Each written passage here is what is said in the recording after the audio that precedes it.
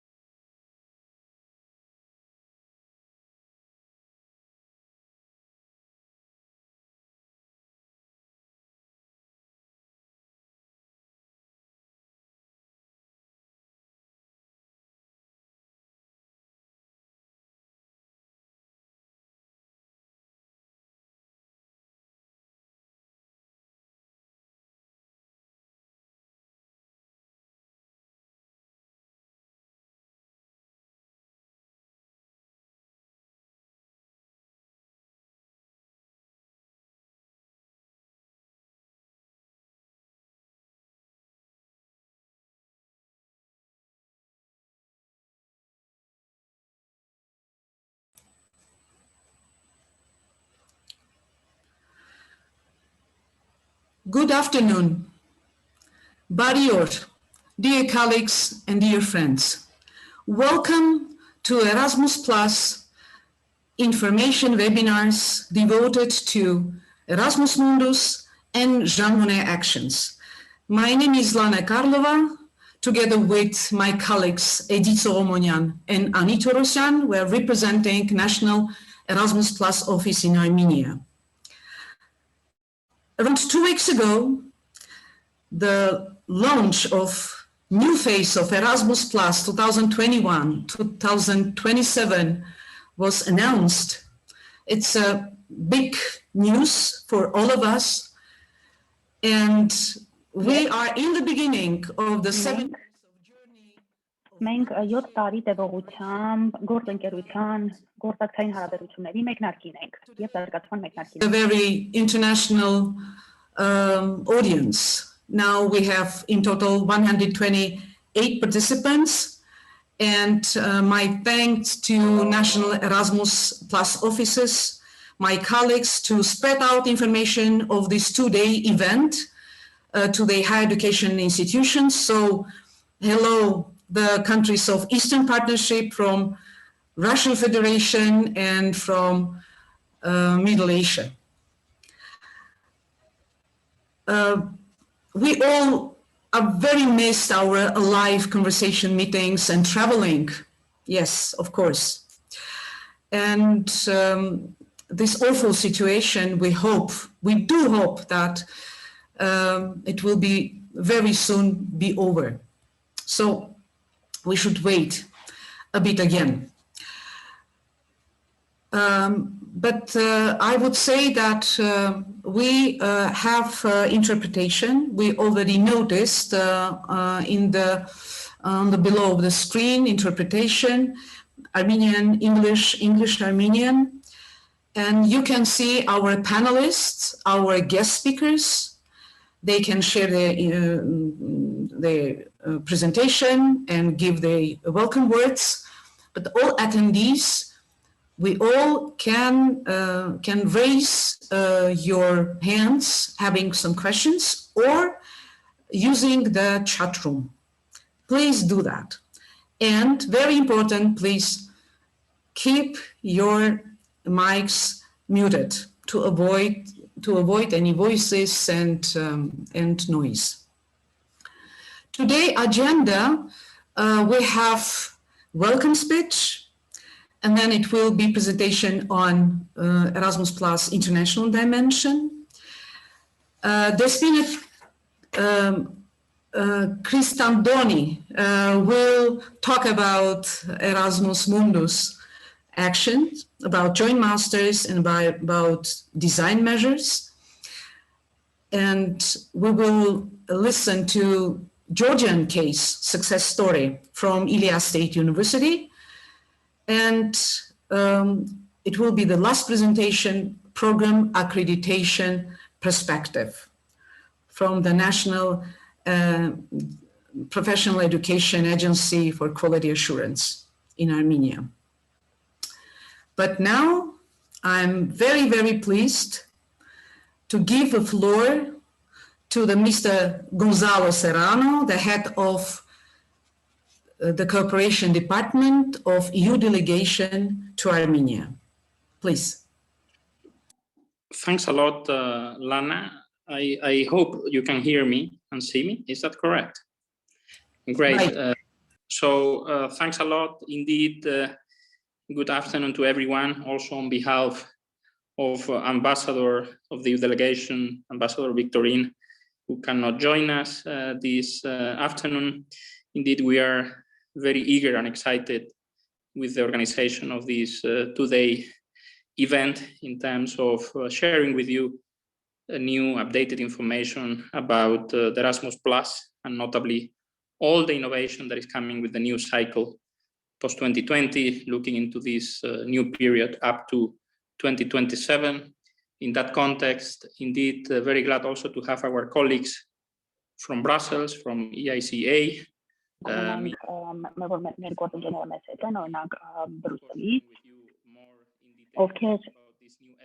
Ովքեր ձեզ հետ կհամօգտագործեն նոր տեղեկատվություն, ինչպես Erasmus+, այնպես Jean Monnet ծրագրի վերաբերյալ.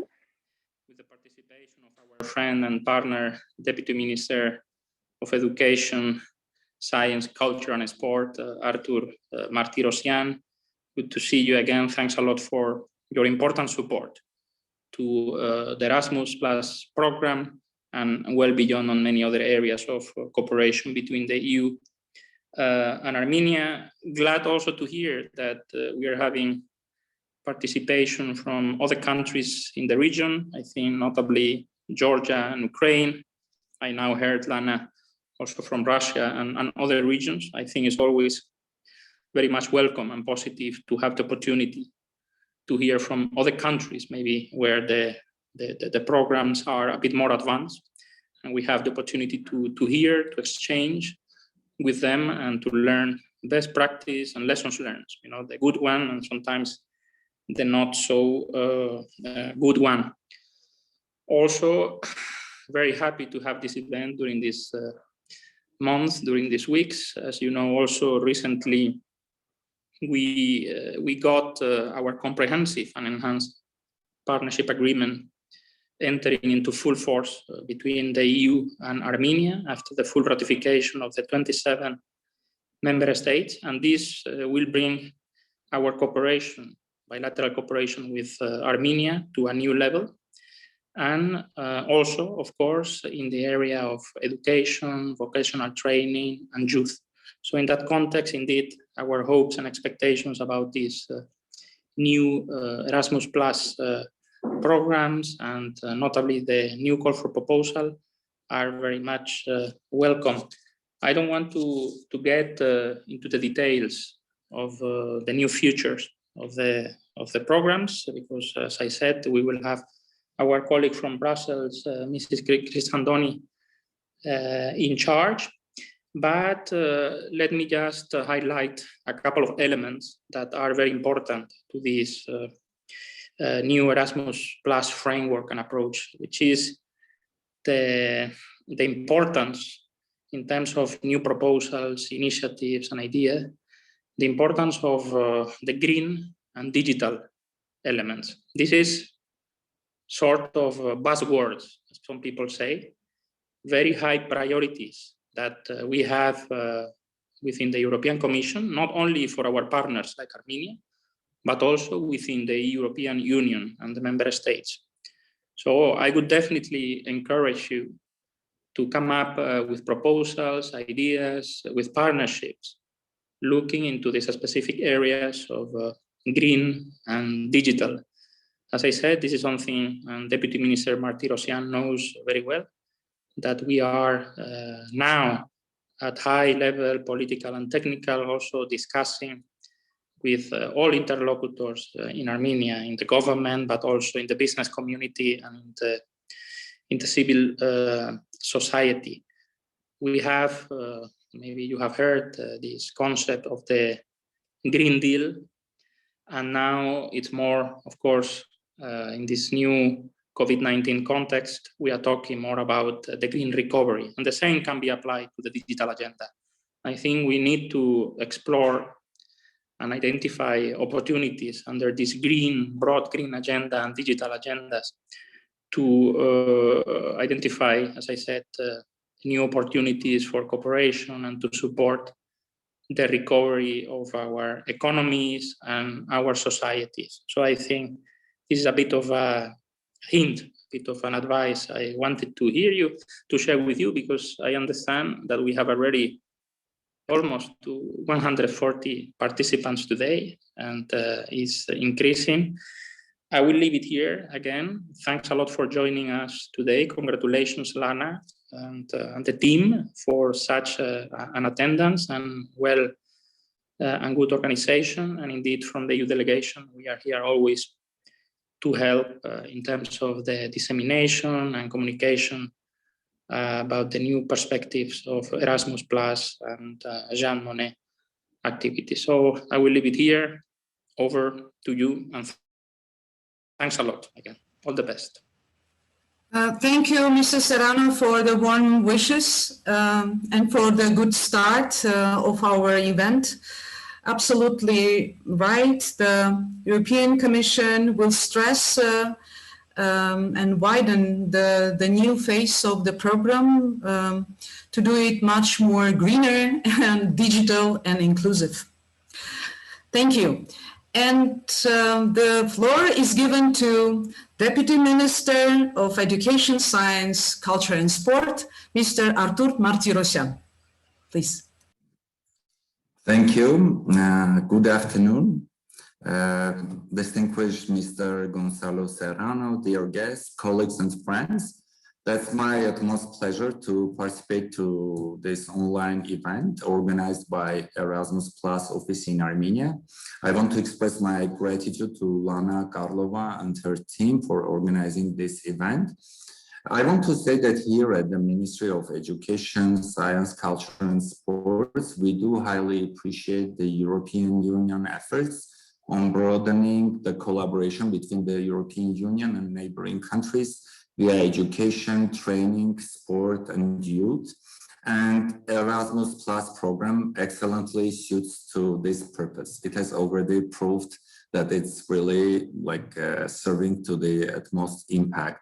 By participating into these actions supported by the Erasmus Plus program, obviously the students and the university staff members get an excellent opportunity for an exchange with their peers and counterparts in Europe, learning and collaborating from and with each other, and that most importantly, they are becoming global citizens by broadening their visions and mindsets. From the perspective of the ministry, we also give a high value to the purpose of internationalization of the Armenian higher education. And again, Erasmus Plus comes to serve to that ambitious purpose. As we are now stepping into a new phase, it is important for the academic community to learn more on the new opportunities of this new phase. Maybe also the financial schemes, any revisions to the content or the revised opportunities as it comes to, let's say, Erasmus Mundus Action 2021 program or university capacity building via Erasmus Mundus or Jean Monnet activities aimed at promoting excellence in teaching and research in the field of European studies. I know that opportunities are more, and I know that Lana Karlova and her team would explore more, and these 2 days are coming to serve to that purpose. And so I will not go into details, but what I want to stress that on top of serving to particular university or set of universities, right?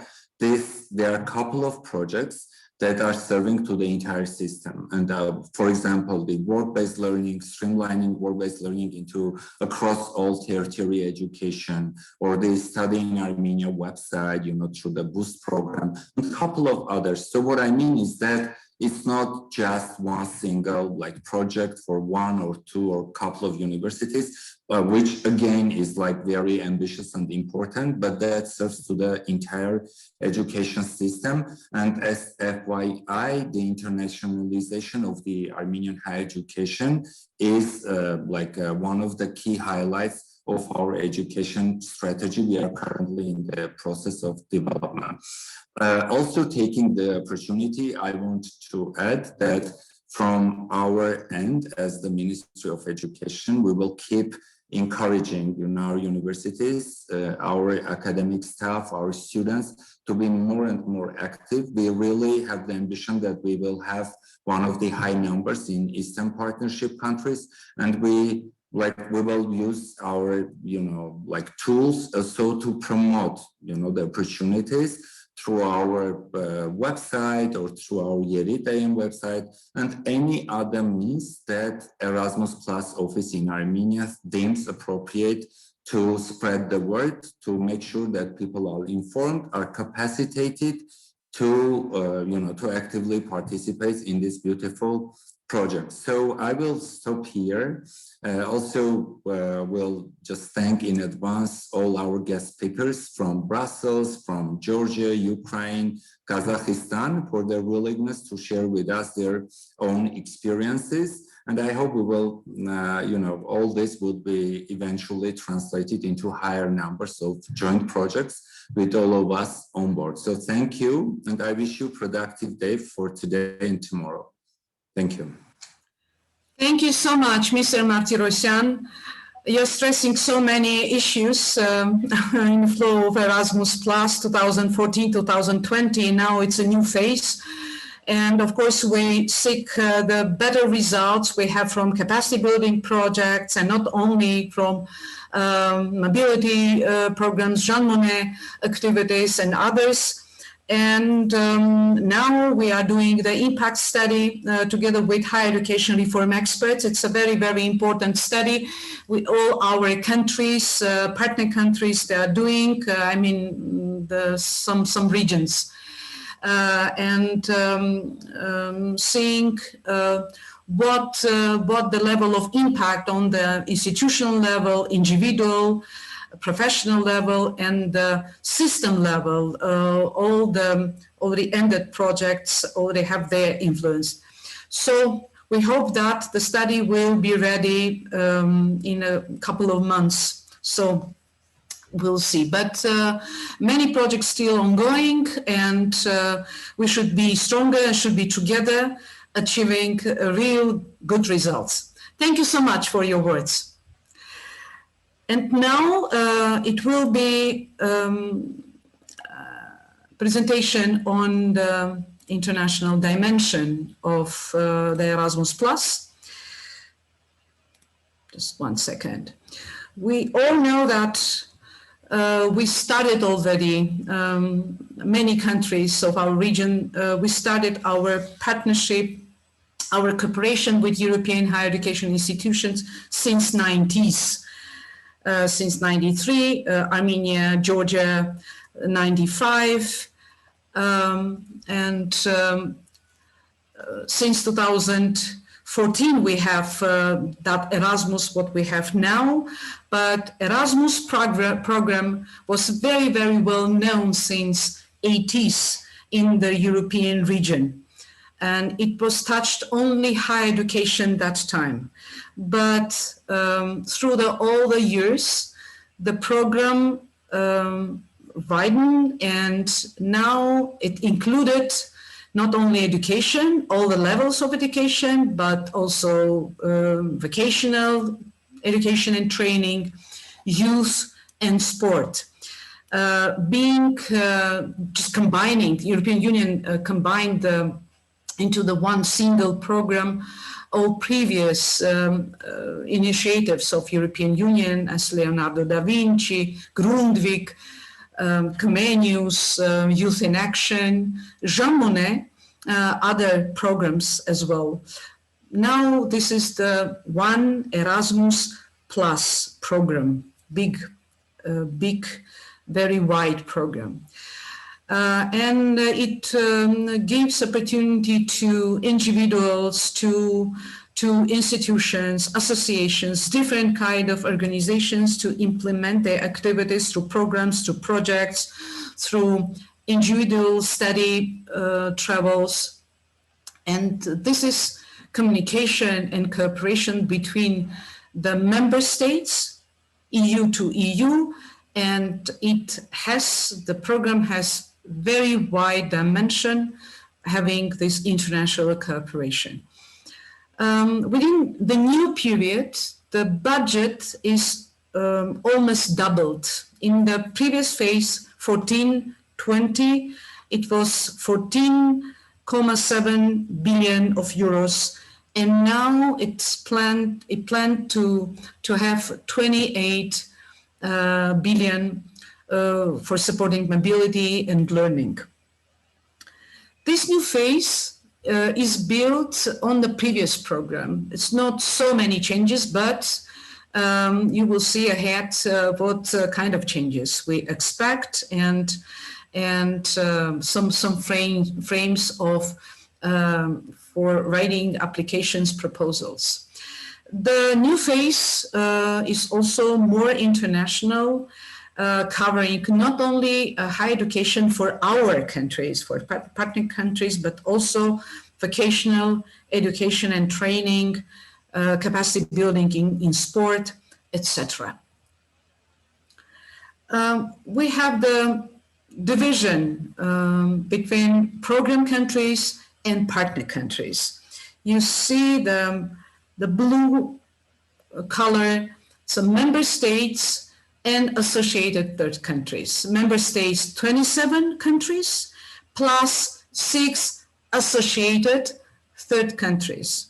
You know them: Iceland, Liechtenstein, Norway, North Macedonia, Serbia, and Turkey. And you see the whole word, it's a non-associated third countries, it's a partner countries. Opportunities for higher education institutions from non-associated third countries, for partner countries. This, we all know that we have 4 strands, very well known. Erasmus Mundus Action, yeah, it's a joint masters, and now very new project, design measures. Then genre activities. We have international credit mobility and capacity building for higher education. We all know all these strands, yeah, more or less. For this year, the opportunity is open for joint masters and design measures and genre activities for our countries. We should wait probably until the end of this year for the call for international credit mobility and capacity building for higher education. What about other organizations? Not so much for higher education. For this year, it's open call for youth mobility and capacity building for youth. I would say that this is much more responsibility not of national Erasmus Plus offices, but other offices about the youth initiatives, as for example in Armenia, in Gyumri city. They are responsible, they provide information about how to apply, what kind of projects they have. Armenians could apply, Armenian organizations, associations, others, individuals could apply to their office. Then it's capacity building for youth HEIs, already told you. And then for the next year will be the call for capacity building for vocational education and training and sport. This is also absolutely new frame of cooperation. And it will be Erasmus virtual exchange. It's a very interesting initiative of European Union about having this intercultural possibility to cooperate of Europeans with Mediterranean region. It covers only Mediterranean, but hopefully it will cover another regions as well. This is about much more developing soft skills. Erasmus Mundus Action. Joint master degree. I would say that Armenian institutions, they never participated in this frame, never being as a full partner of any of consortium.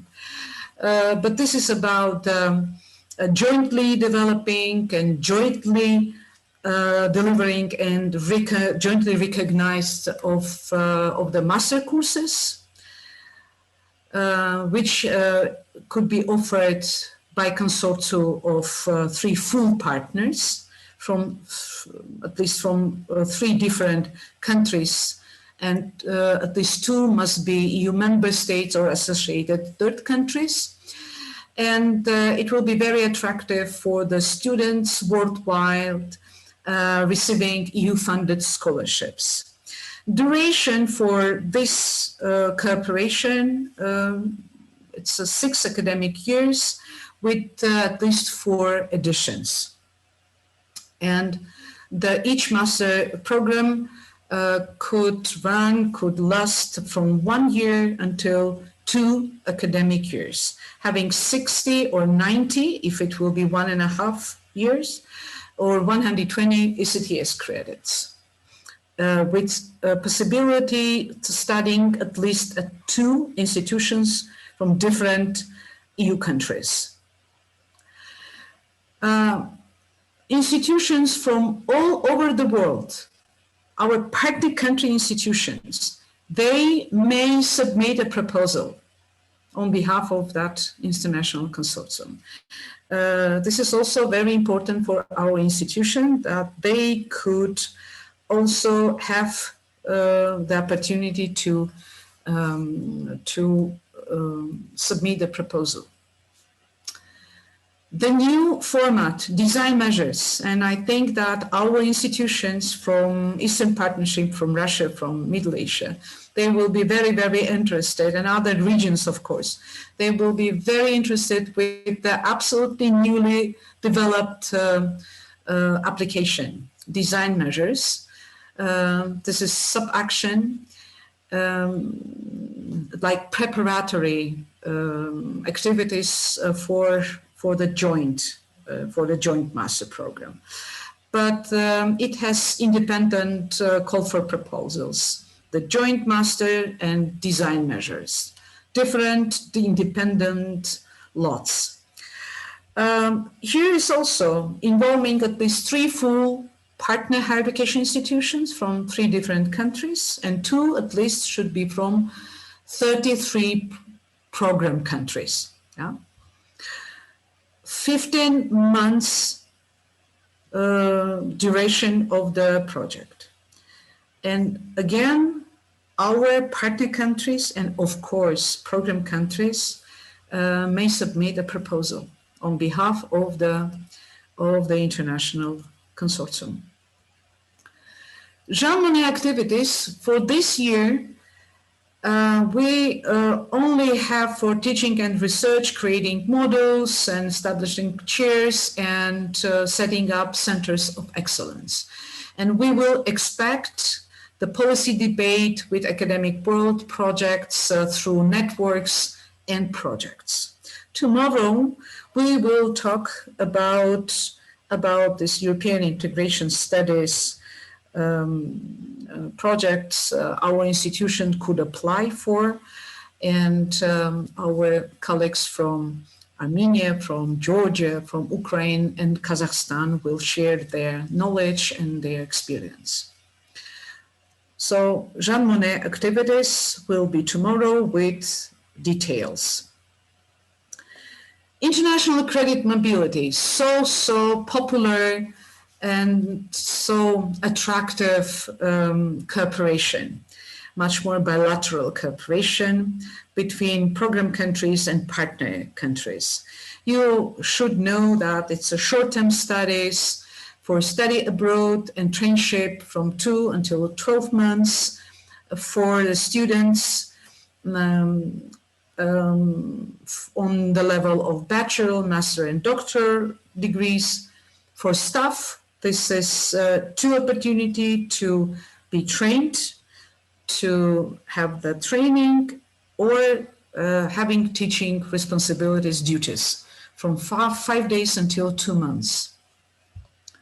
And grants cover and travel and living cost. And we have the special table since the beginning of Erasmus Plus with calculation depending on your destination. And here is a proposal which sent to the National Agency of Program Countries.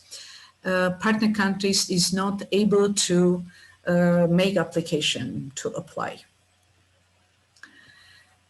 Capacity building for higher education, the same as international credit mobility. We're waiting for the call, probably by the end of this year. We will let you know, we'll inform you as soon as possible when we get some information from the European Commission and from the executive agency. Here is a 2- and 3-year partnership between program countries and partner countries. And there are some slight changes. You see here the fostering access to cooperation in higher education, and here it will be smaller scope projects with the budget of 200 until 400,000 euros And as before, the priority will be given to the newcomers, to new institutions, to new universities, but never been within the consortium. Another strand, partnerships for innovation in higher education. And here is the much more larger scale project focused on innovation, on the link between university and business and governance. But innovation is the mainstream focus. The budget will be provided from 400 until 800,000 euros. And as it was before, structural reform project. Before it was structural measures, but now it's a reform project with participation of ministries, because it will be reforms on the policy level, and as already mentioned today by Mr. Serrano, that internationalization is the main focus on activities of our institutions, to be much more open, visible, and transparent. Who can apply? We already touched this. Except international credit mobility, the applicant should be the program country institutions.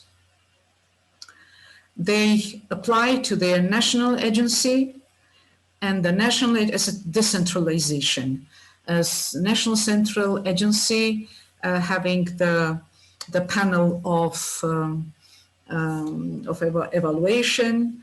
They afterwards make decision what institution and what the cooperation scheme will be acceptable and will be funded.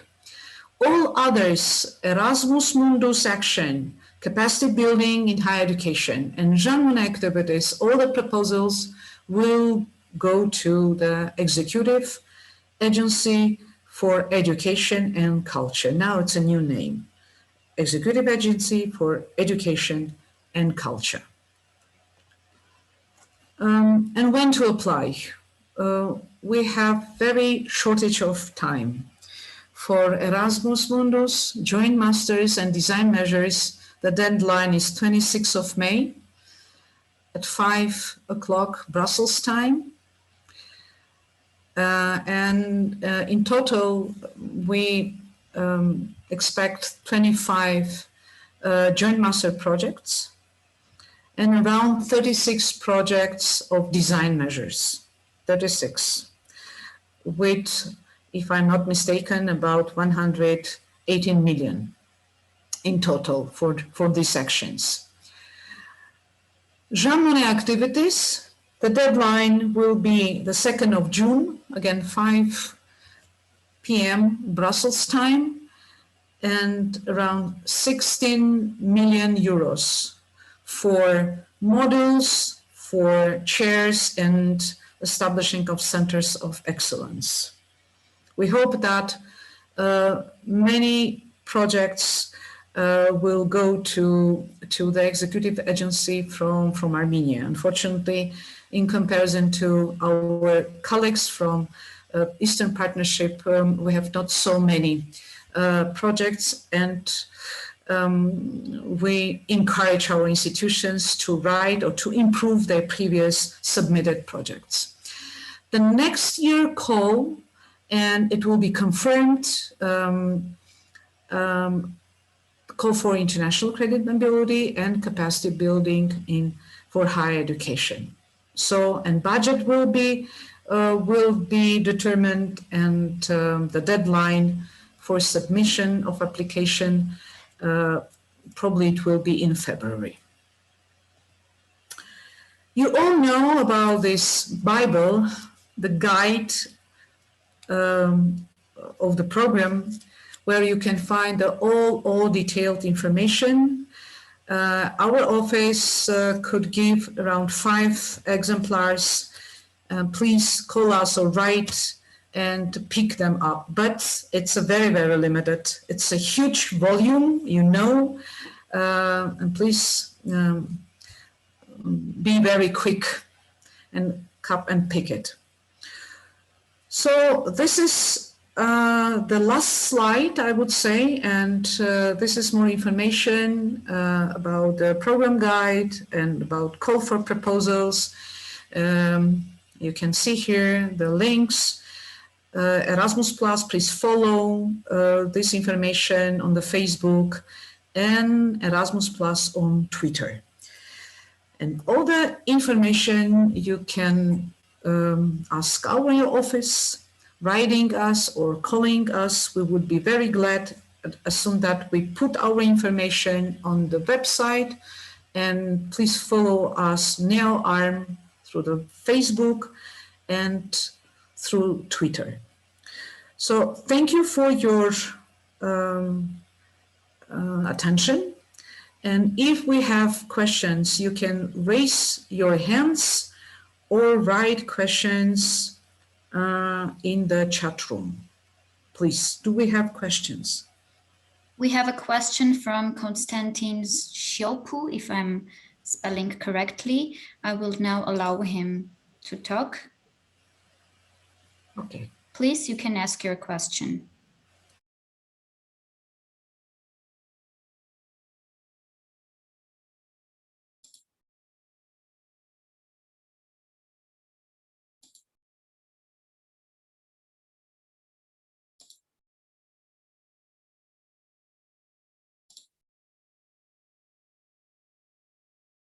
Meanwhile, we have another question coming from Arsena Puran, or no? Nope. No questions yet at the moment. Mr. Konstantin, do you have any questions? You raised your hand.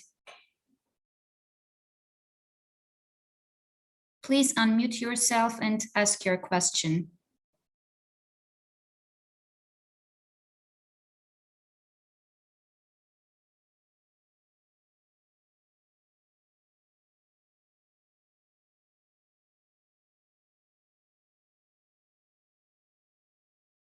I think we can proceed as there are no more questions. Should you have any questions, please raise your hand and we will give you the opportunity to ask your question.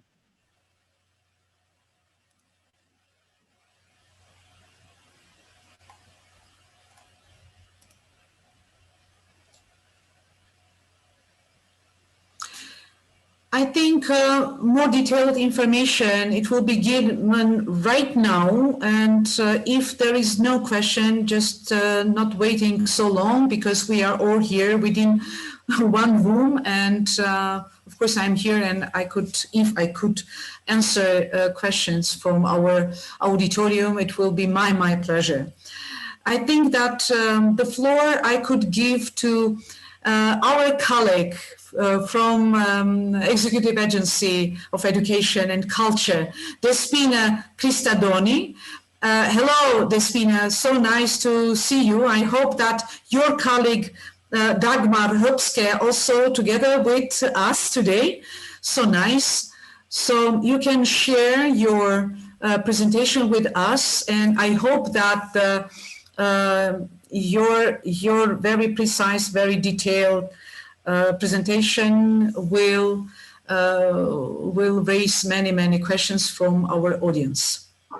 Hello, Dagmar.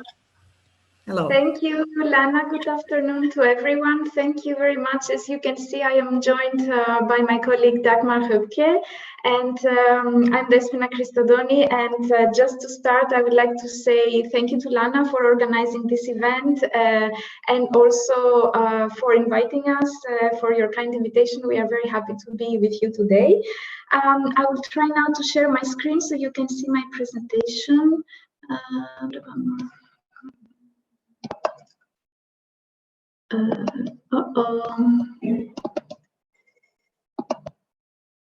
Yes. Okay, give me a moment.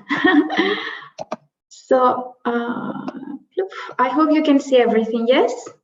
Yes. So I'm here. Myself and Dagmar, we work at EASEA, the Erasmus, the European Education and Culture Executive Agency. We have just been baptized with a new name. And I'm here to speak to you about the Erasmus Plus program, and more specifically about the two activities under the action of Erasmus Mundus. So the Erasmus Mundus Joint Masters and the Erasmus Mundus Design Measures. These are both subsections of the Erasmus Plus program, as Lana mentioned also before. And this is the program of the European Union that supports cooperation and collaborative activities in the field of education, training, youth, and sport. So Lana already mentioned a very nice introduction. The new program has been launched and has been adopted even after some small delays. It will cover this period from 2021 to 2027. And you already have the good news that we will have almost a double budget of 26 billion euro for this period of time in order to support activities that would profit students, academics, academic staff, and institutions all around the world. And you have also heard that our new program has a much more strong international dimension, an international component, especially for what concerns our activity, the Erasmus Mundus activity. Some actions, as Lana also mentioned, like the capacity building for higher education and the international credit mobility, will not have a call this year. This is just due to technical issues because of the launch of the new program. But they will continue having annual calls for proposals as of next year. But this is a good thing because it will probably give you an opportunity during this year to focus in our activity, our action, the Erasmus Mundus one. Before I continue with my presentation, just to remind you that this is just a presentation, a PowerPoint. I will provide you with as much information as I can, the most accurate and recent we have.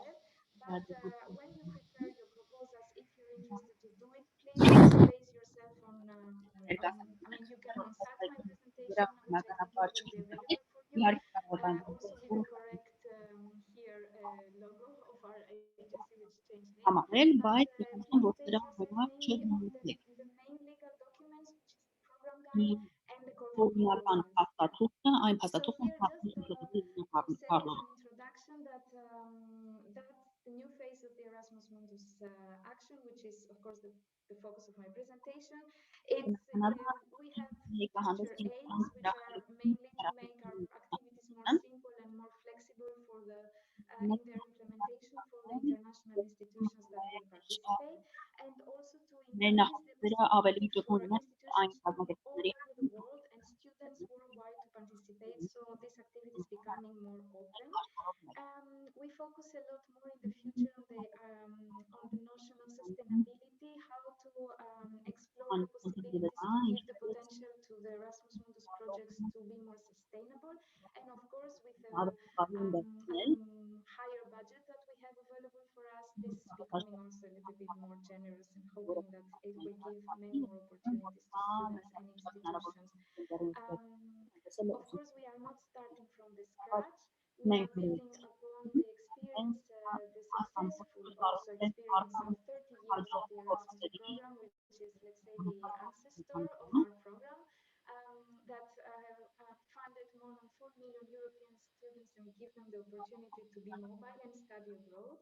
And then we had the previous phase of the Erasmus Plus program from 2014 to 2020 that that provided the possibility to have, let's say, it embraced more of an international dimension through these academic exchanges worldwide. And this brings us to the new program that this international dimension is even more prominent now, and it promises even more possibilities for cooperation in the field of higher education and youth and sport and vocational education and training. So for what concerns our action, the Erasmus Mundus, this is a little bit our history so far. We started in 2004 with the Erasmus Mundus master courses, and then we moved on in the previous phase of the Erasmus Plus program with these EMJMDs, the Erasmus Mundus Joint Master Degrees, and now in the new phase we are launching two independent lots, two activities. So a continuation of the previous phase, the Erasmus Mundus Joint Masters, and a new activity. So far, our program has financed around 535 master programs. And this is supporting 600 different higher education institutions from 33 Balkan countries to develop these joint activities and giving opportunities, joint opportunities for advanced studying and learning to more than 24,000 students. And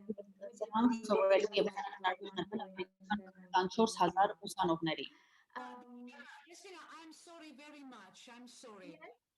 On my screen, the first slide is stuck. Is that right? Or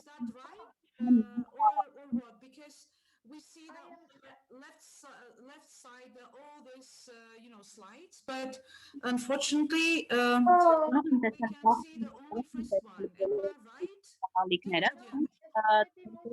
Just maybe stop sharing and I start sharing again. Maybe if I do this, it might help. Thank you so much for saying this to me. I'm trying now to stop sharing. Let's see. I'm coming back to my presentation. Oops, everything seems to be stuck. Oh, wait. I share my screen again. Okay. All right. Let's see now. What is this? Do you see the slide about key action 1, 2? Yes. Okay. Now it's much better. Of course. Yes. Okay. Thank you so much for notifying this. Anyway, you didn't miss much information. I was talking about it because you missed the introductory slides about the new program, and you already mentioned most of this information yourself. So now you can see, and if I change the slide, you can already see this. Okay. Yeah. Fantastic. So I was here, so I can continue. Yeah? Thank you, Lana, for this. I'm not very good technically. Yes, in this slide, the structure of the new program, just to make it more familiar with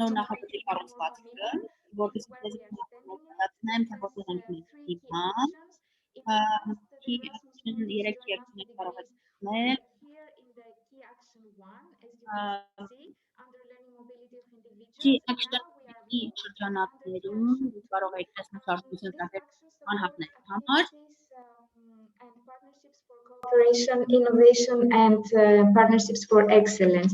And here you can see more in detail this key action.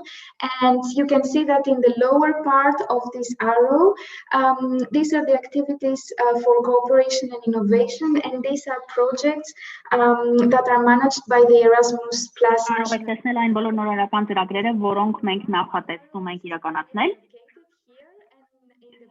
Եվ այստեղ վերևի հատվածում կարող եք տեսնել, որ մենք տեղակայված ենք այստեղ։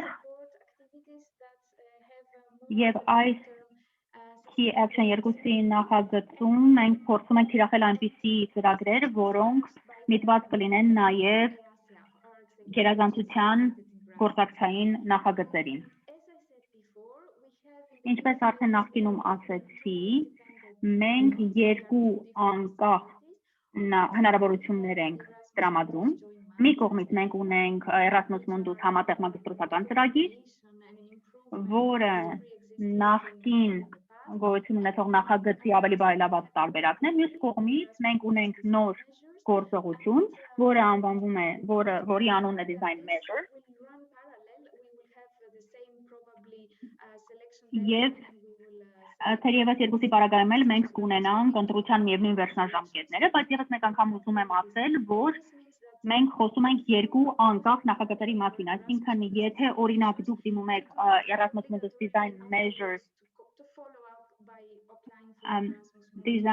նախագծի շրջանակներում, receiving a grant for an Erasmus Mundus Design Measure does not obligatorily give you an award, a grant for an Եթե դիմում եք օրինակ design measures նախագծում work criteria or a prerequisite to have completed a design measures activity before applying or for a joint master. So just to clarify that these are two independent activities. You have already mentioned, Lana, the categorization we have between program and partner countries. This is just some kind of administrative distinction we make, some administrative terminology. Maybe to add here that for our action, all countries around the world, program or partner countries can participate, let's say, on an equal footing nowadays, and there is quite a strong international dimension, and you will see further on in my presentation, this is demonstrated through our new activities. So I thought normally we start by talking about the Erasmus Mundus Joint Masters, but I thought since the design measures are a new activity, and this is a novelty of this year, I thought to start by talking about the design measures, and also because this activity is a very good starting point in order to get involved as an institution in an international cooperation activity. And therefore, really, we strongly invite your institutions and your organizations to take advantage of this opportunity, because it will really, we hope, it will allow you to explore what it means to design an integrated study program in the field of higher education together with other institutions from all around the world, and it will help you understand better all this basic information, all these basic requirements for launching an Erasmus Mundus Joint Master program without this being an obligation at the end, yeah? So what is the reason for existing for this action? These projects aim at supporting the development of new master programs and encouraging, of course, new academic cooperations between institutions. And also it is very important to give this opportunity because we aim at encouraging institutions who were not so much represented in the previous phase of the program, partnerships that were not so common, and also regions of the world who were not so active, and also thematic areas like scientific thematic areas which were not so much proposed in the calls for proposals. This action, therefore, will create a bridge towards developing a new Erasmus Mundus Joint Master, and it will support all the institutions who will participate in it. It will help the institutions to increase their capacity to modernize and internationalize their curricula, but not only the curricula, but also to advance their teaching capacity, the teaching methods and practices, and also upgrade their resources for the purpose of creating an Erasmus Mundus Joint Master. And another area of development that we can look into through these projects is the area of quality assurance. These projects can help higher education systems to develop new or common mechanisms related to quality assurance, accreditation, and recognition of degrees and credits. So more in detail, the Erasmus Mundus design measures are projects of short duration. They are a short duration activity that is organized with the purpose of setting up an excellence and integrated study program at master level, involving universities, higher education institutions from Europe and all over the world. And this is an attractive opportunity, especially since in the past many institutions were wondering how they can get started with an Erasmus Mundus Joint Master. Սովորաբար բուհերը մեզ անդադար հարցեր էին ուղում առայն, թե ինչպես կարող են ի վերջո փորձել իրենց ուժերը Erasmus Mundus նախագծի շրջանակներում, եւ այս նախագիծը նրանց հնարավորություն կտա փորձել ավելի խորքային հասկանալ and making a longer preparation before applying as a full partner in one.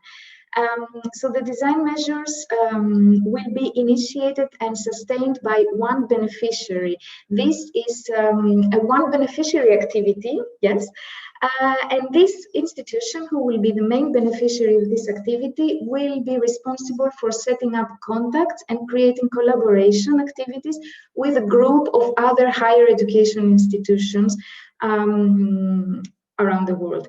The aim of these activities would be to eventually set up an Erasmus Mundus Joint Master Consortium and hopefully develop an Erasmus Mundus Joint Master. But the consortium, a minimum consortium, consists of 3 partner countries, 3 organizations from 3 different countries, including 2 program countries, and as a minimum. But this is a minimum Erasmus Mundus Joint Master Consortium, whereas the Erasmus Mundus Design Measure project is a one beneficiary activity. So there is one organization that is taking the lead, and others can participate indirectly in this project through the activities. Apart from this one beneficiary who is taking the lead, other institutions can of course participate and benefit indirectly through the activities proposed and through the funding of these activities in the project. The application process and the selection and the funding will be independent from the joint master degrees. We will probably run the 2 selections in parallel, but there will be 2 independent processes. And what are the expected outcomes of this project? By understanding the expected outcomes, we get a better idea of what these projects can be about. So in the duration of an Erasmus Mundus Design Measure project, you would need to design joint mechanisms. So it is expected that the activities will result in joint programs that offer integrated teaching and training to the students. So the idea is to explore how you can create an integrated curriculum in a collaborative and complementary way. So universities collaborating in order to create an integrated curriculum. And in addition to the academic part, you would need to set up procedures for attracting students, promoting your jointly a curriculum, and also selecting students. So there will be also important to create application processes, selection processes, student evaluation processes who would eventually study in this program. From an administrative and financial management point of view, then an outcome would be to create procedures and techniques and strategies that can be followed by an entire consortium of universities. Another outcome would be as well to create a framework of common services for the students and to explore different strategies for having a joint promotion and joint dissemination of information for a joint master course. It is important that at the end of the Erasmus Mundus Design Measure, you will be able to present a draft of a joint partnership agreement and a student agreement. And here is where the partners are involved, because this joint partnership agreement should involve at least 3 higher education institutions from 3 different countries around the world, and 2 of these 3 should be located in the program country. This is the basic composition of a consortium. And this agreement should cover basically all the administrative, financial, academic aspects of implementing a joint master degree. And finally, another important outcome is to respect the standards for quality assurance of joint master programs. So this joint master that you are going to be developing in the course of your project should respect the standards for quality assurance of joint programs.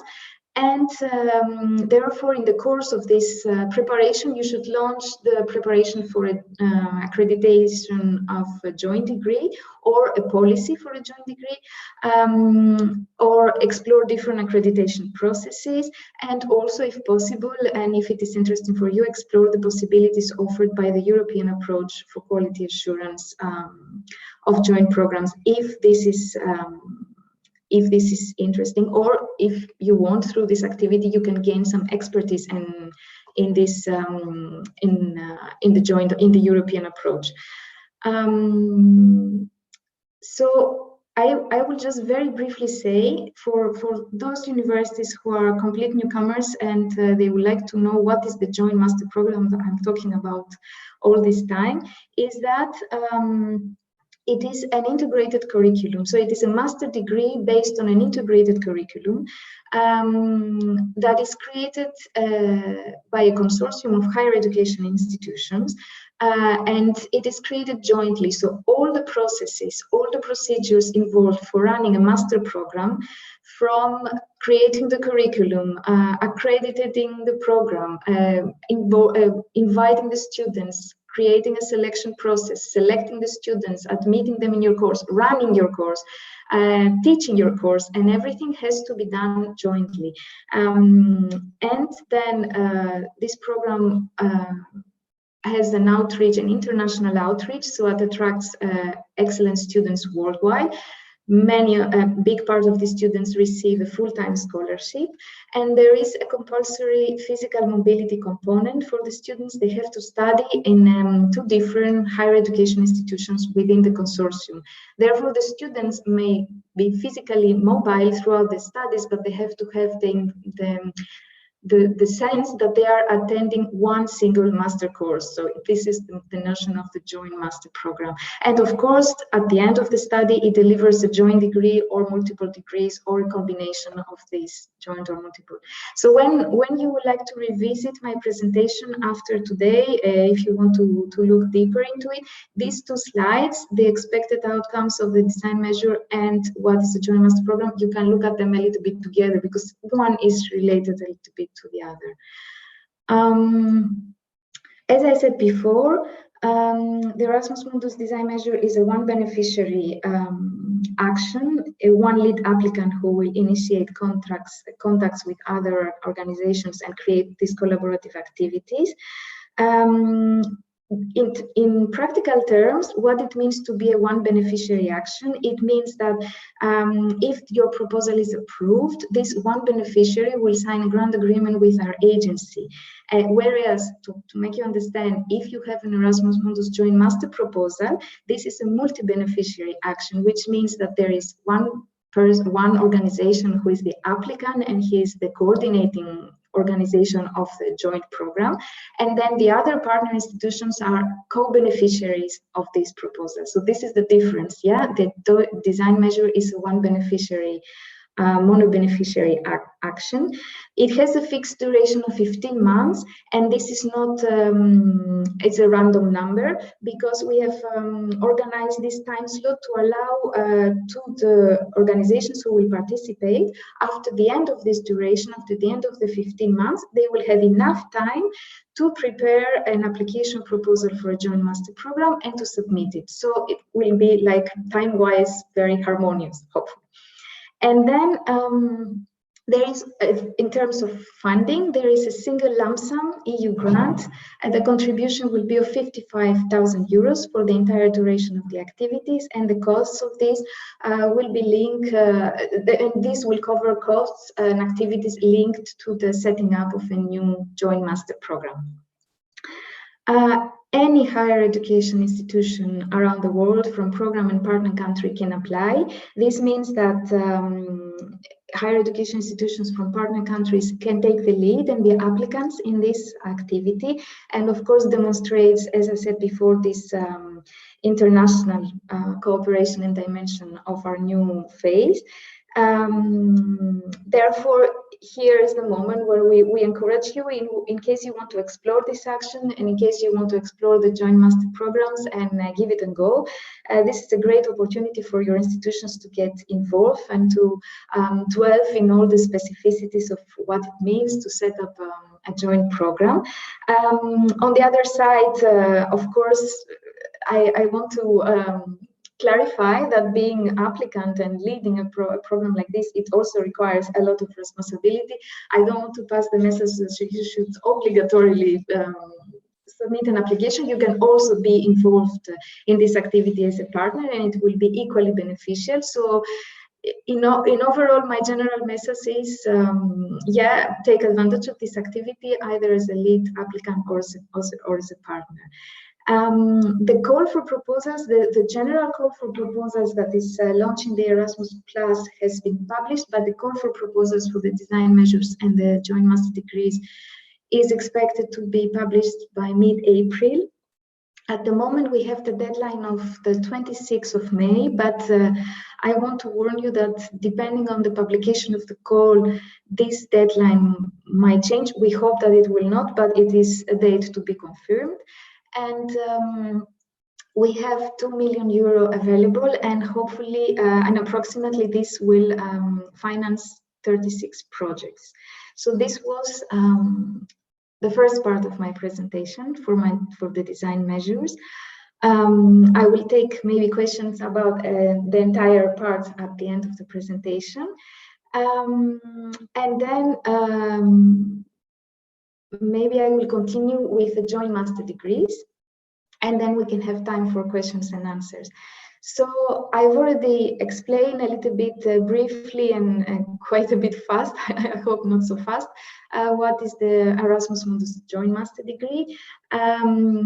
These are study programs of excellence. They are based on an integrated curriculum. These study programs have a transnational component. They are delivered by an international consortium of higher education institutions from different countries around the world. They are only delivered at master level, at least for what concerns our program. And there are no restrictions related to the discipline. They are open to all disciplines. That means that every year when we have calls for proposals, universities are free to deliver courses, to propose applications in any discipline that they like. So here you can maybe take advantage of the priorities that my colleague from the youth delegation, Mr. Gonzalo, said about green initiatives or digital. But I guess, I mean, our programs are open to all disciplines. We don't have any thematic restrictions. And they offer scholarships to the best students worldwide, quite generous scholarships for full-time studies. And universities from partner countries are included in the program nowadays, and they have a more prominent role. So it's in a more substantial way because you can participate in these programs. Of course, not only universities, but other non-education partners can be part of the consortium. In many of our joint programs, we have partners from the industry or from the world of work, which is very beneficial because it involves great opportunities for employability for the students. This is, let's say, the main framework. We have talked a little bit about these strategic priorities of the Erasmus Mundus Action at the beginning. I've already mentioned that we would like to make everything more simple and flexible, and through the activities we strive for this. So maybe I will touch upon all these priorities throughout my presentation instead of just repeating them now in this slide. And maybe I will continue by saying that we have a new name. We rename ourselves every 7 years. We are now calling Erasmus Mundus Joint Masters. We talk about the enrolled students now, not so much about the scholarship holders. We are giving more emphasis on the entire population of students enrolled in these joint programs. This was not the case in the past. In the past, we were more focusing on only the students who received the Erasmus Mundus scholarship. And we talk about additions. I will show you afterwards a slide that has a graph, and it explains a little bit better, more visual, this notion of addition. But really what it means is one addition is one entire full master program cycle, and this can be either 60 CTS, 90 CTS, or 120 CTS, depending on what the universities would like to propose. And we have a new financial instrument for external action. So this is additional, this providing additional funding that tops up the funding we receive from the Erasmus Plus program. And this is called the DICI or DICI, I'm not sure. It's the Neighborhood Development and International Cooperation Instrument. It's a new instrument that streamlines and merges almost all the previous 10 existing financial instruments, including the European Development Fund into one single financial tool. And so the funding, let's say for our action now, it will come from two sources. One part of the funding will come from the Erasmus Plus program, and we will call this the heading 4. And the other part of the funding will come from this external action funding, and we call this the heading 6. This is like quite detailed information. And what are the main requirements of a joint master degree? That these are the minimum requirements. Of course, as you understand by now, these are study programs that they are presenting an integrated curriculum, and they should respect the standards for quality assurance of joint programs that are applicable in the European higher education area. So, for example, participating in an Erasmus Mundus Design Measures project will familiarize you very much with these quality assurance standards. And these are, what do they refer to? These cover all the key aspects of a joint program in terms of joint design, implementation, and delivery. So the selection of students, the recruitment, the monitoring of the individual students that are under the responsibility of the consortium should be developed in a harmonized and a transparent way, and the procedure should be coherent in the entire consortium, so coherent throughout all the universities participating in the consortium. Sorry, and they should set up common services for the students. Administrative and financial and management procedures should also be common. The minimum consortium for a joint master, it should be 3 higher education institutions. This is the minimum. They can participate much more than that. Coming from 3 different countries, and 2 of them should be located in the program countries. All the full partners, all the full higher education institution partners, all the full partners.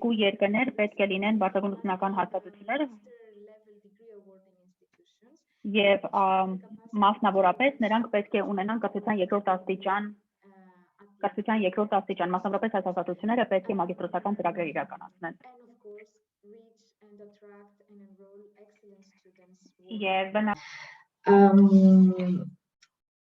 There is a compulsory physical mobility element. This element has been so much challenged by the pandemic, but most of our joint programs, the previous ones that are still running, have managed to find many creative ways to still allow the students to have this international experience. The enrolled students have to study in at least 2 different countries within the consortium for 2 academic periods. This academic period corresponds to the workload of 1 semester, so 30 CTS. And these 2 countries have to be different from the country of residence of the students, so the students will get this international learning and international experience. We also have, as part of these programs, provisions for scholars and guest lecturers that they can be hosted by the consortium, and they can engage in teaching and training. And from our experience, we have seen in the past that they make really great contribution in research, thesis supervision, and give really great perspectives to the students to be involved. And finally, when it is successfully completed, the joint master program must deliver a joint degree or a multiple degree or a combination of the 2. And the degrees that are awarded have to be mutually recognized by all the awarding institutions that are part of the consortium. And also our consortia should also deliver to the students joint diploma supplements at the end of their studies. And when the proposal is presented for a joint master degree, it should be fully developed and really ready to be to run, ready to start to be implemented and advertised to students worldwide. And this is why then because we expect such a level of readiness and completion. This is why a design measures activity is becoming more and more a necessity, more and more important. Not necessarily a necessity, but it will give the opportunity to join master programs to be better prepared. As you can see in the joint master degrees, for those of you who knew the previous version of the program, we are not reinventing the wheel. We count on continuity. We put more emphasis on the enrolled students. We give more opportunities now to partner countries, higher education institutions who can apply, and also we try to simplify the rules concerning the scholars, because in the past we used to have a lot of requirements, how many numbers of weeks the scholar has to be hosted, but they somehow hinder the participation of very important scholars who could not commit for long periods of time. So this is becoming more simple at the moment. So this activity is going to lead to a multi-beneficiary contract, that a grant agreement that will be signed for 6 academic years, and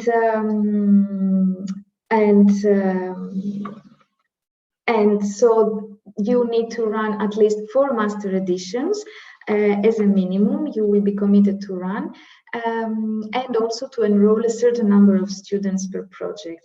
And as I said before, there should be at least 2 study periods, obligatory, mandatory mobility in 2 different countries within your consortium. There can be further mobility in other countries, apart from this minimum mandatory requirement. And while you are running your project, you should be able to monitor the geographical origin of the students and ensure that not more than 10 students of all the scholarships awarded are from the same nationality, so to have more diversity in the students. And here I think you can see a little bit better, you can see a little bit in this graph a visual scenario of how it can look time-wise in Erasmus Mundus Joint Master, because you can see that if a Joint Master, let's say it starts in 2021, which is the year of selection, and it signs the grant agreement. Let's talk about a Joint Master of 120 CTS. Let's take this example. So you can, the consortium can spend 1 year in preparatory activities and run the first edition in 2022. And then every year they start a new edition until the 4th one that starts in 2025 and finishes in 2024.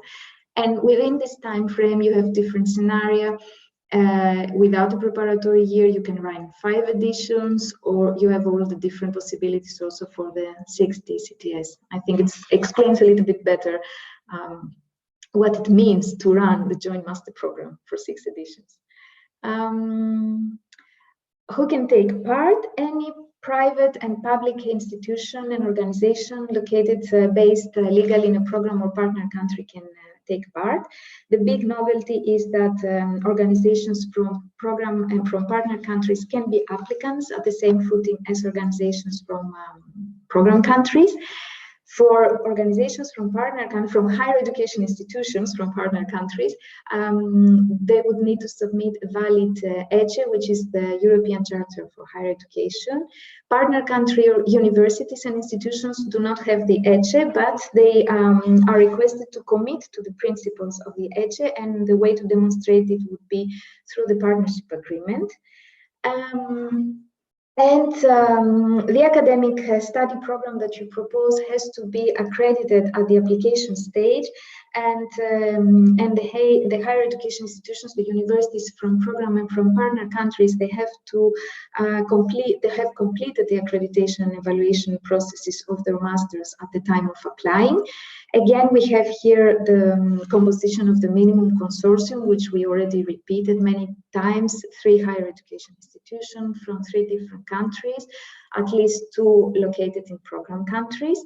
And then, in addition to that, to the minimum consortium, you can have really many more partners from academia or even non-academic partners that really enrich the partnership. Although this is not an obligation. Yeah, the bigger partnership is not always a synonymous of success, but a great consortium is a consortium that complements each other and there is cohesion between the partners.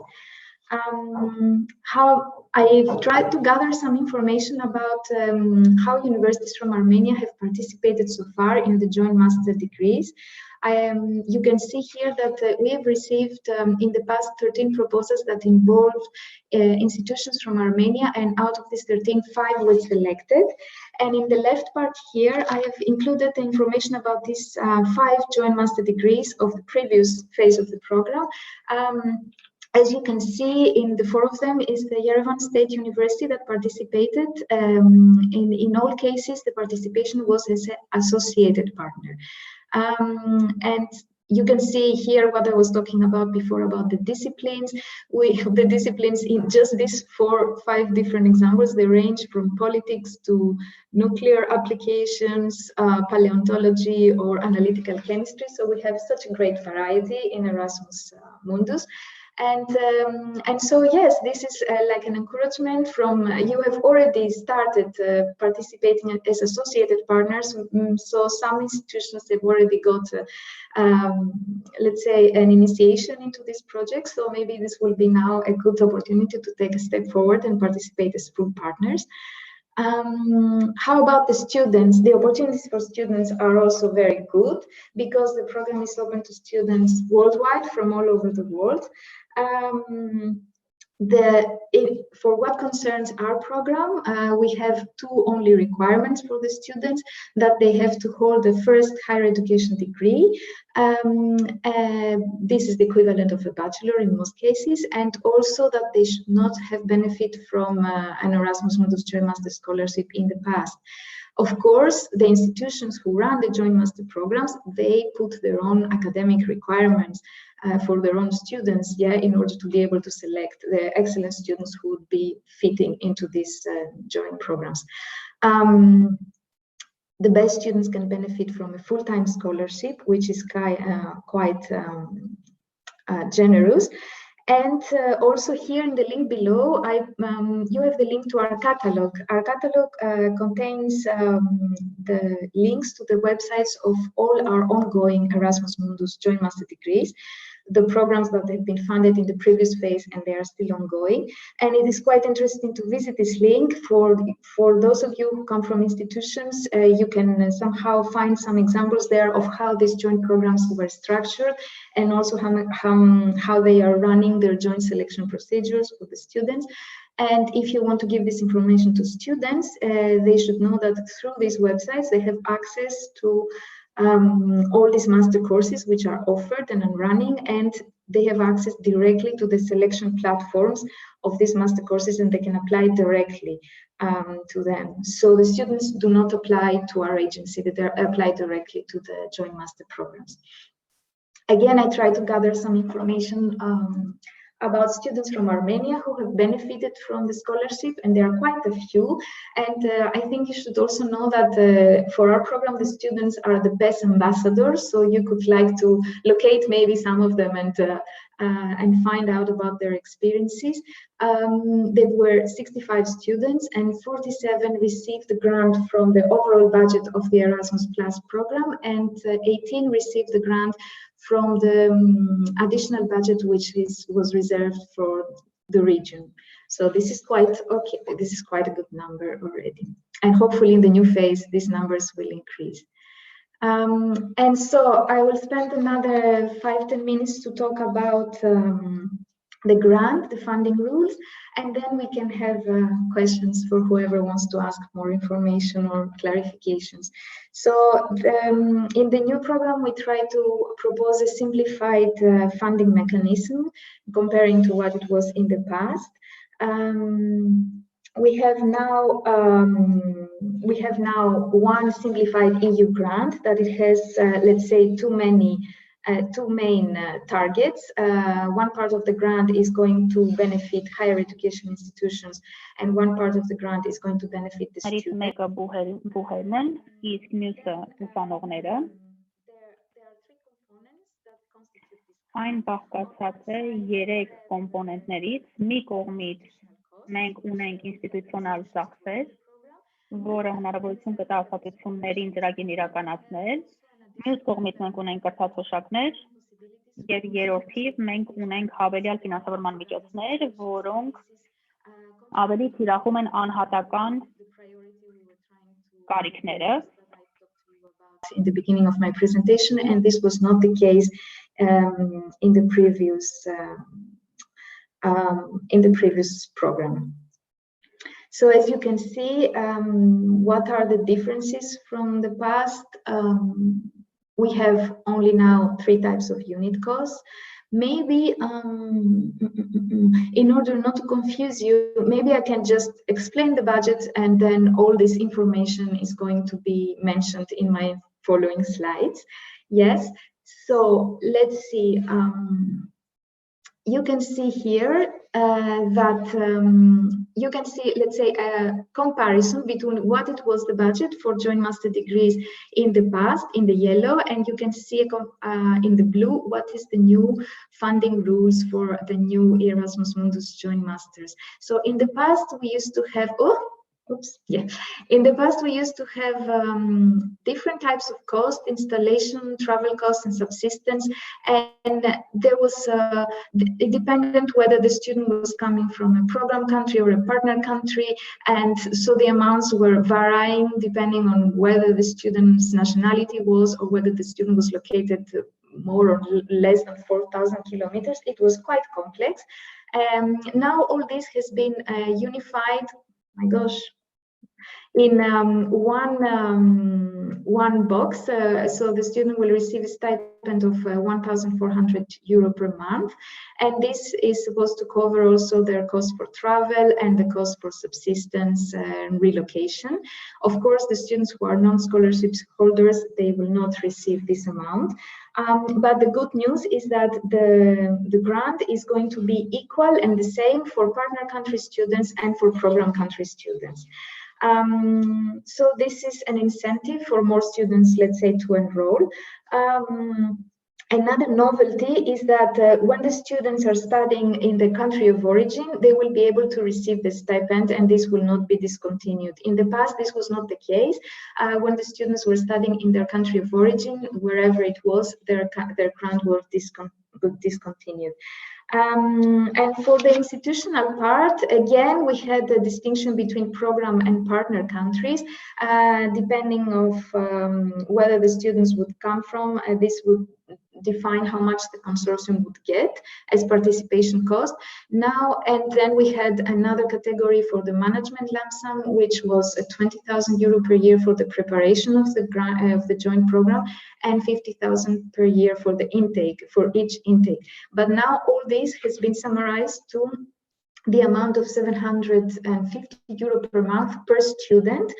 And then in this category of students, we count not only the scholarship holders, but also the non-scholarship holders. And this is what I was saying in the past before, that the non-scholarship holders are playing a much more important role in this new program, because they contribute, let's say, to the increasing the institutional grant that the universities will receive.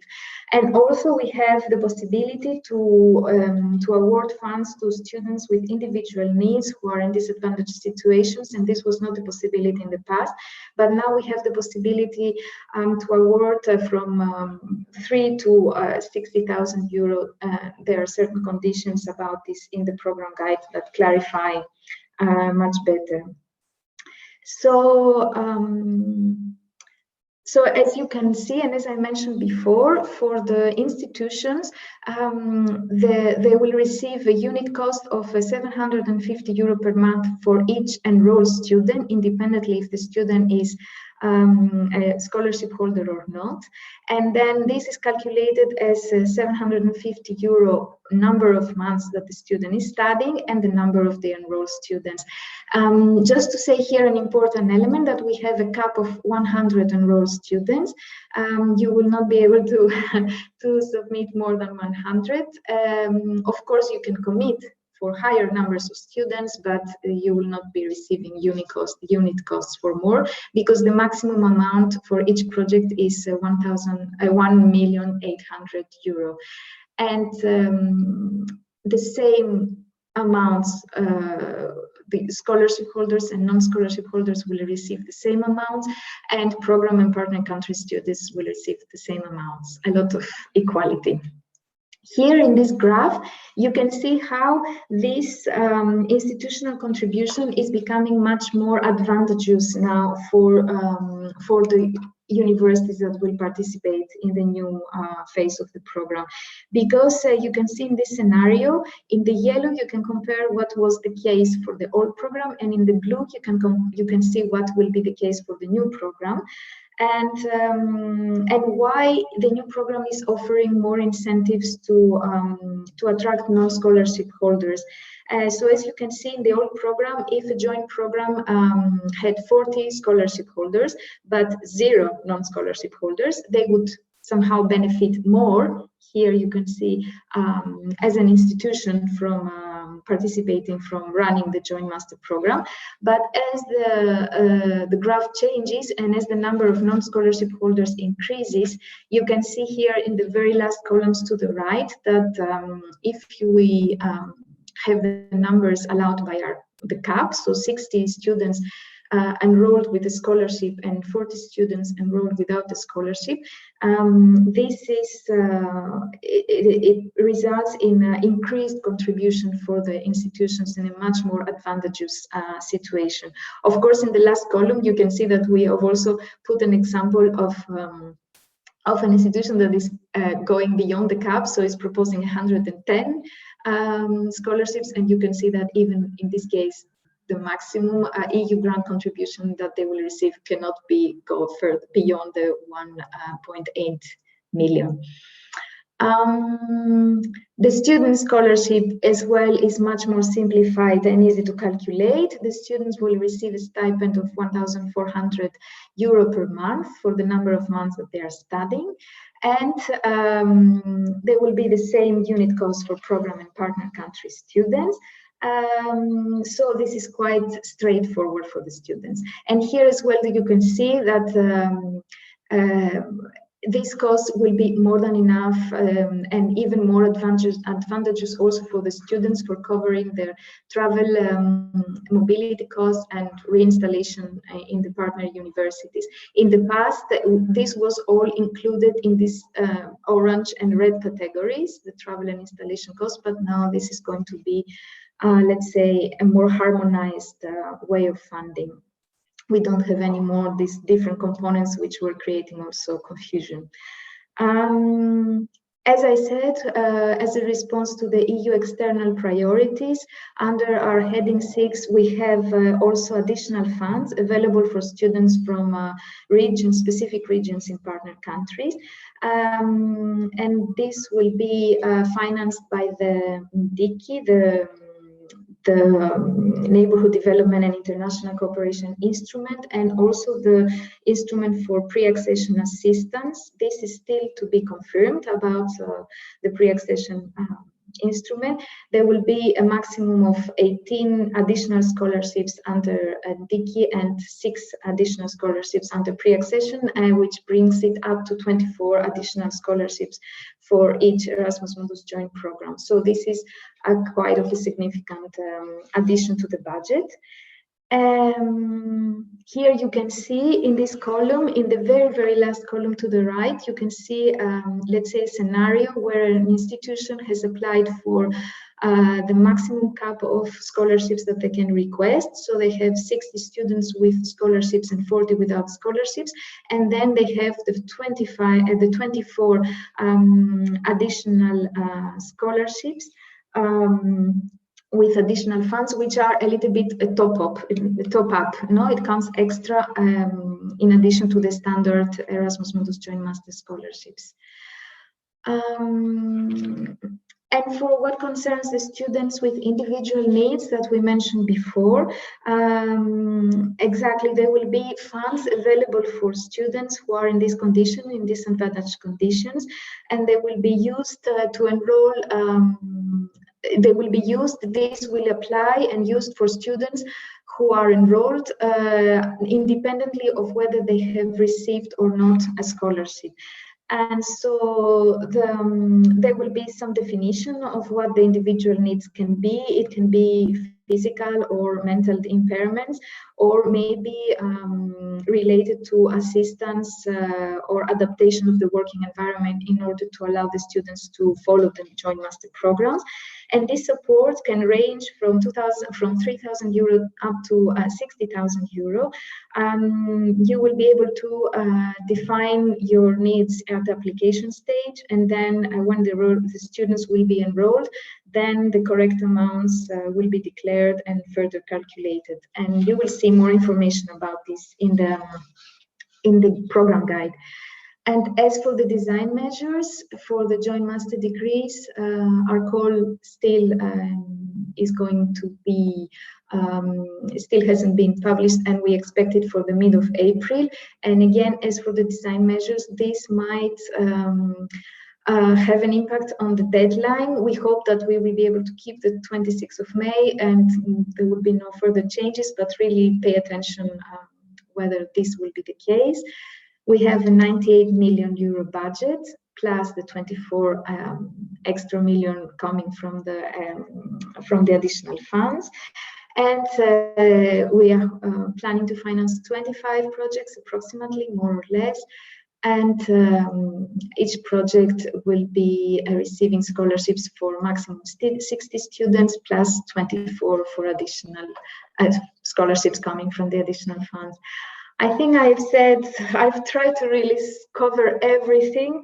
I would like to tell you that for both of these actions, our application documents and the e-forms will not be available anymore in our agency website, but you will find them in the European Commission's Funding and Tender Opportunities portal. The selection process, it will take place in Brussels, and we have a peer evaluation where all the proposals will be evaluated by independent academic experts, and each proposal will be evaluated by 2 different academic experts. And the evaluation will be based on the award criteria, which is published on the program guide. So these are all the documents you need to study in case you are interested in these actions. The program guide, of course, the call for proposal and further information when it will be published. In the funding and tender opportunities portal, if you are not familiar with this tool, there is also a user guide of how to use it. So you will be able to have more guidance to this tool. As I said before, our agency is going to have a new website soon, and here I have also included any other information sources that may be useful for you, like practical guides and studies and fact sheets.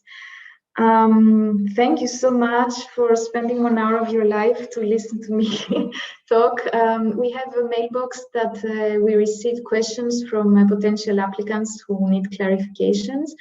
And also I'm here to answer any questions you might have in the next minutes. Thank you very much. Thank you, Despina, for your very detailed presentation. Of course, I think for many of our institutions, it's absolutely new information.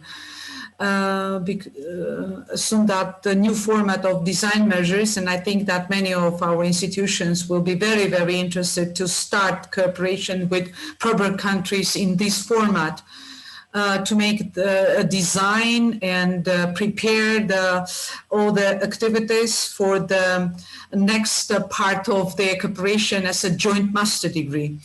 I think we have some questions here, and probably Annie or Edith could pronounce them it will be much better, or if our participants raise their hands, it could be possible to give them a mic. Yes, Lana, we will firstly go on with the ones that raised their hands, then go to the section of Q&A, and then to the chat questions. We have promoted our colleague Lika Glonti from NEO office in Georgia to a panelist, and she can turn on her video and unmute herself and ask her question. Please, Lika. Thank you very much. Thank you very much. Greetings from Georgia. I will be quite quick. I have two questions, and first of them is about the quality assurance of joint master degree programs. You mentioned that at the stage of application, the program must be accredited. So what specifically you mean under it? It must be accredited as a joint program involving all these consortium members, or is it enough if the program is accredited at one of the consortium member universities? Because otherwise, I mean, the deadline is end of May. I mean, there is no chance that our universities will be ready for accreditation. I don't know how long it is in Armenia. In Georgia, it takes about 3 months. So the question is about the accreditation. And shall I say the second question right now, or wait till the answer? Or? Okay, so the second question will be about interaction between these two between these design measures and joint master degree programs. You mentioned that there are two separate actions, which is fine and perfect. Does it mean that the consortium who will fortunately get the design measures grant, let's say, under this call, may apply with the same proposal, with the idea of the same master degree program before they finish their design measure project? I mean, the design measure project duration is 15 months. So let's say they get the grant, they are somewhere in between, and then they can apply for the joint master degree with the same proposal, not waiting till the end of this project, or not? Thank you very much. Okay, I reply to this question, yes. So your first question about the accreditation, according to the program guide, at the application stage, all the accreditation concerns, first of all, to clarify that the accreditation does not concern all the partners of a joint master program, but only the full partners, which are higher education institutions. And so at the application stage, they have to fulfill the quality assurance requirements, which can be of three types. Either they have successfully implemented the European approach for quality assurance of joint programs, if it is normal, if it is allowed in their national legislation, or they have completed the accreditation and evaluation of the joint program per se, the joint program that they are submitting, or the accreditation of each of the national components on the basis of which the joint program is composed. So the national joint master courses, that they will be forming the basis for creating the joint program. I understand that this year it is a really tight schedule. This is due to the launch of the new program that caused a lot of delays, and it is quite of a disadvantage for actions like the Erasmus Mundus Joint Master that require a lot of preparation on every level, not only in terms of writing the proposal, but also in terms of all these kind of logistical and academic requirements that are not very easy to manage. This will not be the case in the following years, and hopefully with more and more proposals being prepared through the design measures, this will come more, let's say, easy for the applicants in the coming years. It's true that this is quite of a challenge for, especially for complete newcomers who would like to apply this year, but not to discourage them. Yes, this is not to discourage them. And concerning your second question, in fact, the two lots are independent. It would be an ideal scenario. This is why we have they have been created like this, in order for one activity to lead to the other. But these are two independent activities, and nobody there is no requirement or obligation neither to present the exact activity as you prepare it in your design measures as a joint master program, or with the exact consortium composition. Maybe you want to present something else with different partners or join another consortium. So these two activities are independent. Ideally, one leads to the other, because as you see, joint master degrees require a lot of preparation, but there is no obligation. Yeah. Thank you. Thank you. Thank you very much. Next now I will ask our main speaker, Despina Christodoulou, to go through the Q&A section, and please click answer live so that the question is visible to all the attendees. At the bottom of the screen, we have Q&A. Yes, yes. Next to the participants, and we have 2 questions there. Okay. You can click answer live so that all the attendees see the question. Okay. Would you like me to read the question? As you wish, as you prefer. Okay, so I can say the first one is good morning. Could you provide some examples of concrete costs that could be covered by Erasmus Mundus design measure budget? Oh, good question. Let's see. Oh, I don't know. No, I know. So this the budget of these programs are all related to setting up a joint proposal. So any kind of costs related to creating a consortium, meeting between the partners, studying your programs and understanding how you can create a joint curriculum, organizing promotion and dissemination framework. So let's say creating websites or organizing, creating promotion instruments for your consortium. Any costs related to the quality assurance and accreditation of this joint program. So everything has to be really related to the creation of the consortium and the studying of a joint master and how to organize an integrated study joint master. I don't know if maybe my colleague Dagmar would like to add something to that, or if you have any other ideas that can make my answer more helpful for Ms. Rainone. No, not really. I mean, it's really, as you said, I mean, all activities that are really related to the setting up of the new master would be eligible. This is what you have to understand. It's a unit cost. At the end of the day, you know, you are not supposed to give a detailed account as well, but the money is clearly there, you know, to help you cover the costs, you know, that this cooperation will have, you know, practically meeting costs and everything that Despina said. So nothing else to. Yes, and maybe I can. I hope we have replied to your question, and maybe I can read the second one. It says, does the Erasmus Mundus Design Measure project is only for new master degree programs? Can the Erasmus Mundus Design Measure help existing master programs to be more integrated into joint programs? Thank you. Thank you for your questions, and the answer is yes. As we said before, this is an independent activity, and it is meant to help universities to modernize and internationalize their curricula and their teaching approaches and their resources and their cooperation mechanisms with other institutions. So indeed, yes, of course, it's the best scenario to lead to the joint master degree, but it is not an obligation. Yeah. Okay, thank you very much, Ms. Christodoni. There are 2 more people asking in the chat questions, and I will try to read out. One of our colleagues, who unfortunately is not here at this moment, left a question. I think perhaps you have answered some of it, but just to make sure that this question is answered as well.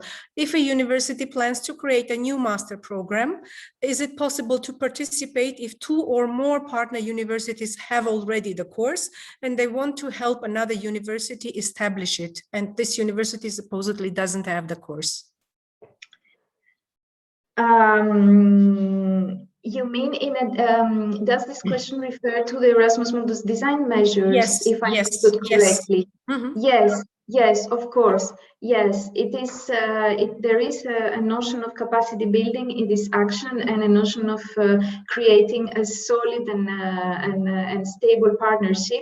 And as I said in my presentation, one of the main outcomes of the design measure is to prepare and to present a draft of the partnership agreement. So, in order to create a partnership and to collaborate together, it is an ideal scenario when you have some of the institutions which are more experienced and others which are less experienced, and they can bring in and they can be led into this activity. And nevertheless, regardless of their experience, every institution and faculty is bringing their own expertise and their own elements into a partnership, which can be very, very enriching and valuable. So yes, the answer is yes. Okay, thank you. And we have a bunch of questions from our Ukrainian colleague Svetlana Ilnitska. I think I will read out each question and then you answer, because it's a complex information to memorize. Thank you very much for such nice and comprehensive presentations. I have a couple of questions. The first one, did I understand correctly that design measures joint project is a single applicant project? If yes, then should this applicant specify at the time of application his potential partners for further consortium? Can those partners be changed during project of design measures? Yes, it is a mono-beneficiary project. The partners can be specified. Whether they can be changed during the projects, well, if you think about it, even in the Erasmus Mundus joint master programs, in really rare cases, we have cases where the partnerships submit modifications. I think this is possible, but maybe I can ask the confirmation of my colleague, because this is an element that I'm not 100% sure, and it's good to give an answer that is a little bit more sustained. I would really suggest with this question, because it's a completely new action as well for us. We are not even yet at the stage of applying. We are still dealing with forms. We are. I would really suggest that these questions that go so much into detail and that touch upon a selection process, that we are still in the middle of really, let's say, fine-tuning, that you send this question to our functional mailbox. At the end of the presentation, there was the functional mailbox, and I would suggest that you send it there. The thing is as well, I mean, maybe if I can just add this. Of course, the design measures is the rationale behind was that you could see over the last years that we have these joint masters. In fact, that we didn't get enough applications in a way, and that we had always applications from same countries, and that we wanted to diversify the offer, and that we want to involve underrepresented organizations. And universities and countries, but because we received some questions on this as well. What does it mean to be underrepresented? It does not mean necessarily, that you can. This is just, like a more general aspect on how we tackle, how we see these applications. Underrepresented can be also university that has already such a master that participates, but it can be just a different, department in the same university that has never had any cooperation. And so underrepresented is a very large word, but at the end of the day, what is important, because you can imagine that for this kind of activity, we will get a lot of applications, because I think it is such a good access, to create collaboration for setting up joint programs that, and we could already see it with many national Erasmus Plus offices which organize in fact, info days. So I think this big international cooperation possibility will trigger a lot of applications. What is important, I think, for you know, for us for this application is to really motivate well why you want to do it, why you know what the idea is behind, and why you think that a design measure, you know, is the right way for you to go. And even if at the end of the day, I mean, you decide not to apply with this newly designed master, you know, under the Erasmus Mundus Joint Master Scheme, it is still important that there is a very solid argument behind the application why you would like to run this. So this is, and for your specific question, please send it to our functional mailbox. Yeah, Thank you. Thank you, Dagmar. This really also clarifies the previous questions we got about whether we have absolutely to submit a project or not. I mean, this, what you said is quite important. Be really well motivated in why you want to do this, and it's not an instrument of just finding partners, design measure projects. So it can be more. It's more than that. Mm-hmm. There are more questions. So is there any penalty if an applicant finished project on design measure but did not submit a proposal for joint master? No, I think we have already replied this many times that there is no obligation to submit a joint master proposal afterwards. So no, the quality of the design measure proposal is going to be assessed based on the award criteria of a design measure program. So it will, the activity will be monitored based on the award criteria and whether it has addressed all the outcomes that this action is supposed to bring, that we mentioned in our presentation. So not. Yeah, the success of the project will not be based on whether they submit a joint master program. The third question has more or less the same nature. I think you would request again the person who asked it to write to the functional email, but I will read it nevertheless.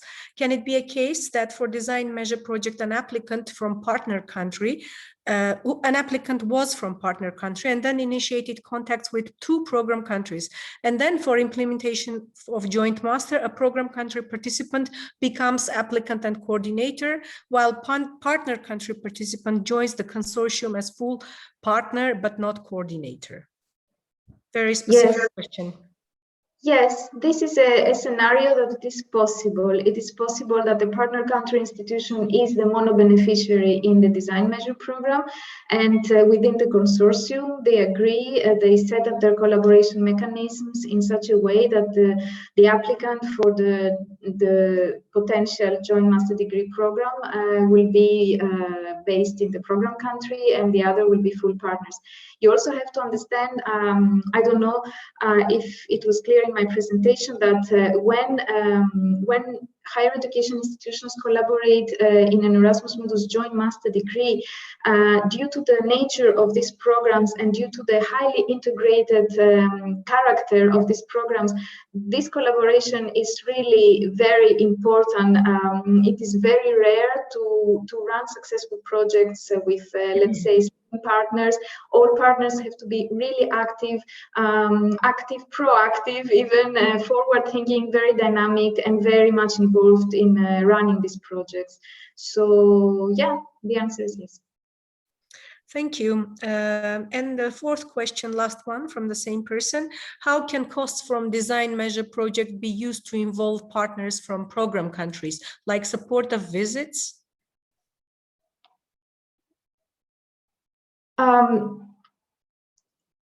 I hope I will reply in the same, I hope I've understood correct, but I think that partners from program and partner countries, they can also be on the equal footing, as Dagmar also before said. It doesn't mean because a university is located in a program country that is very experienced or very proactive or has a lot of knowledge in the Erasmus Mundus joint master degrees. So the role of each partner and what each partner will bring in a design measure program, it really very much depends on their profile, and it can be really, there can be big variation on what each partner can bring from program or partner countries. Okay, thank you. There is one more question from Armen Makarchan, who's asking, do you have any tools to support program country universities to make connections with participant country HEIs in the field they're interested in? We would like to implement a master's program in human nutrition, no degree in Armenia yet, and the design measure program would be just great for us.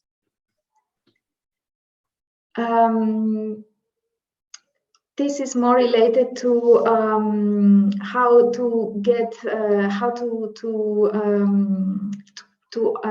have better contacts and to, let's say, increase your contacts with institutions and faculties that you are interested in. In order to do this, you will have to, let's say, start from existing already partnerships. So you will have to look around all the partners that you already collaborate with, and through their networks and contacts increase a little bit your possibilities. Of course, a design measures project can offer this platform of getting to know new organizations and partners.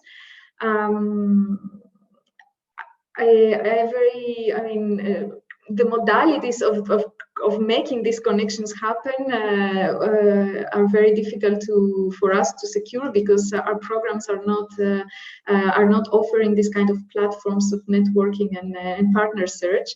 But it can definitely be a platform and design measure project for testing out the collaboration between different institutions.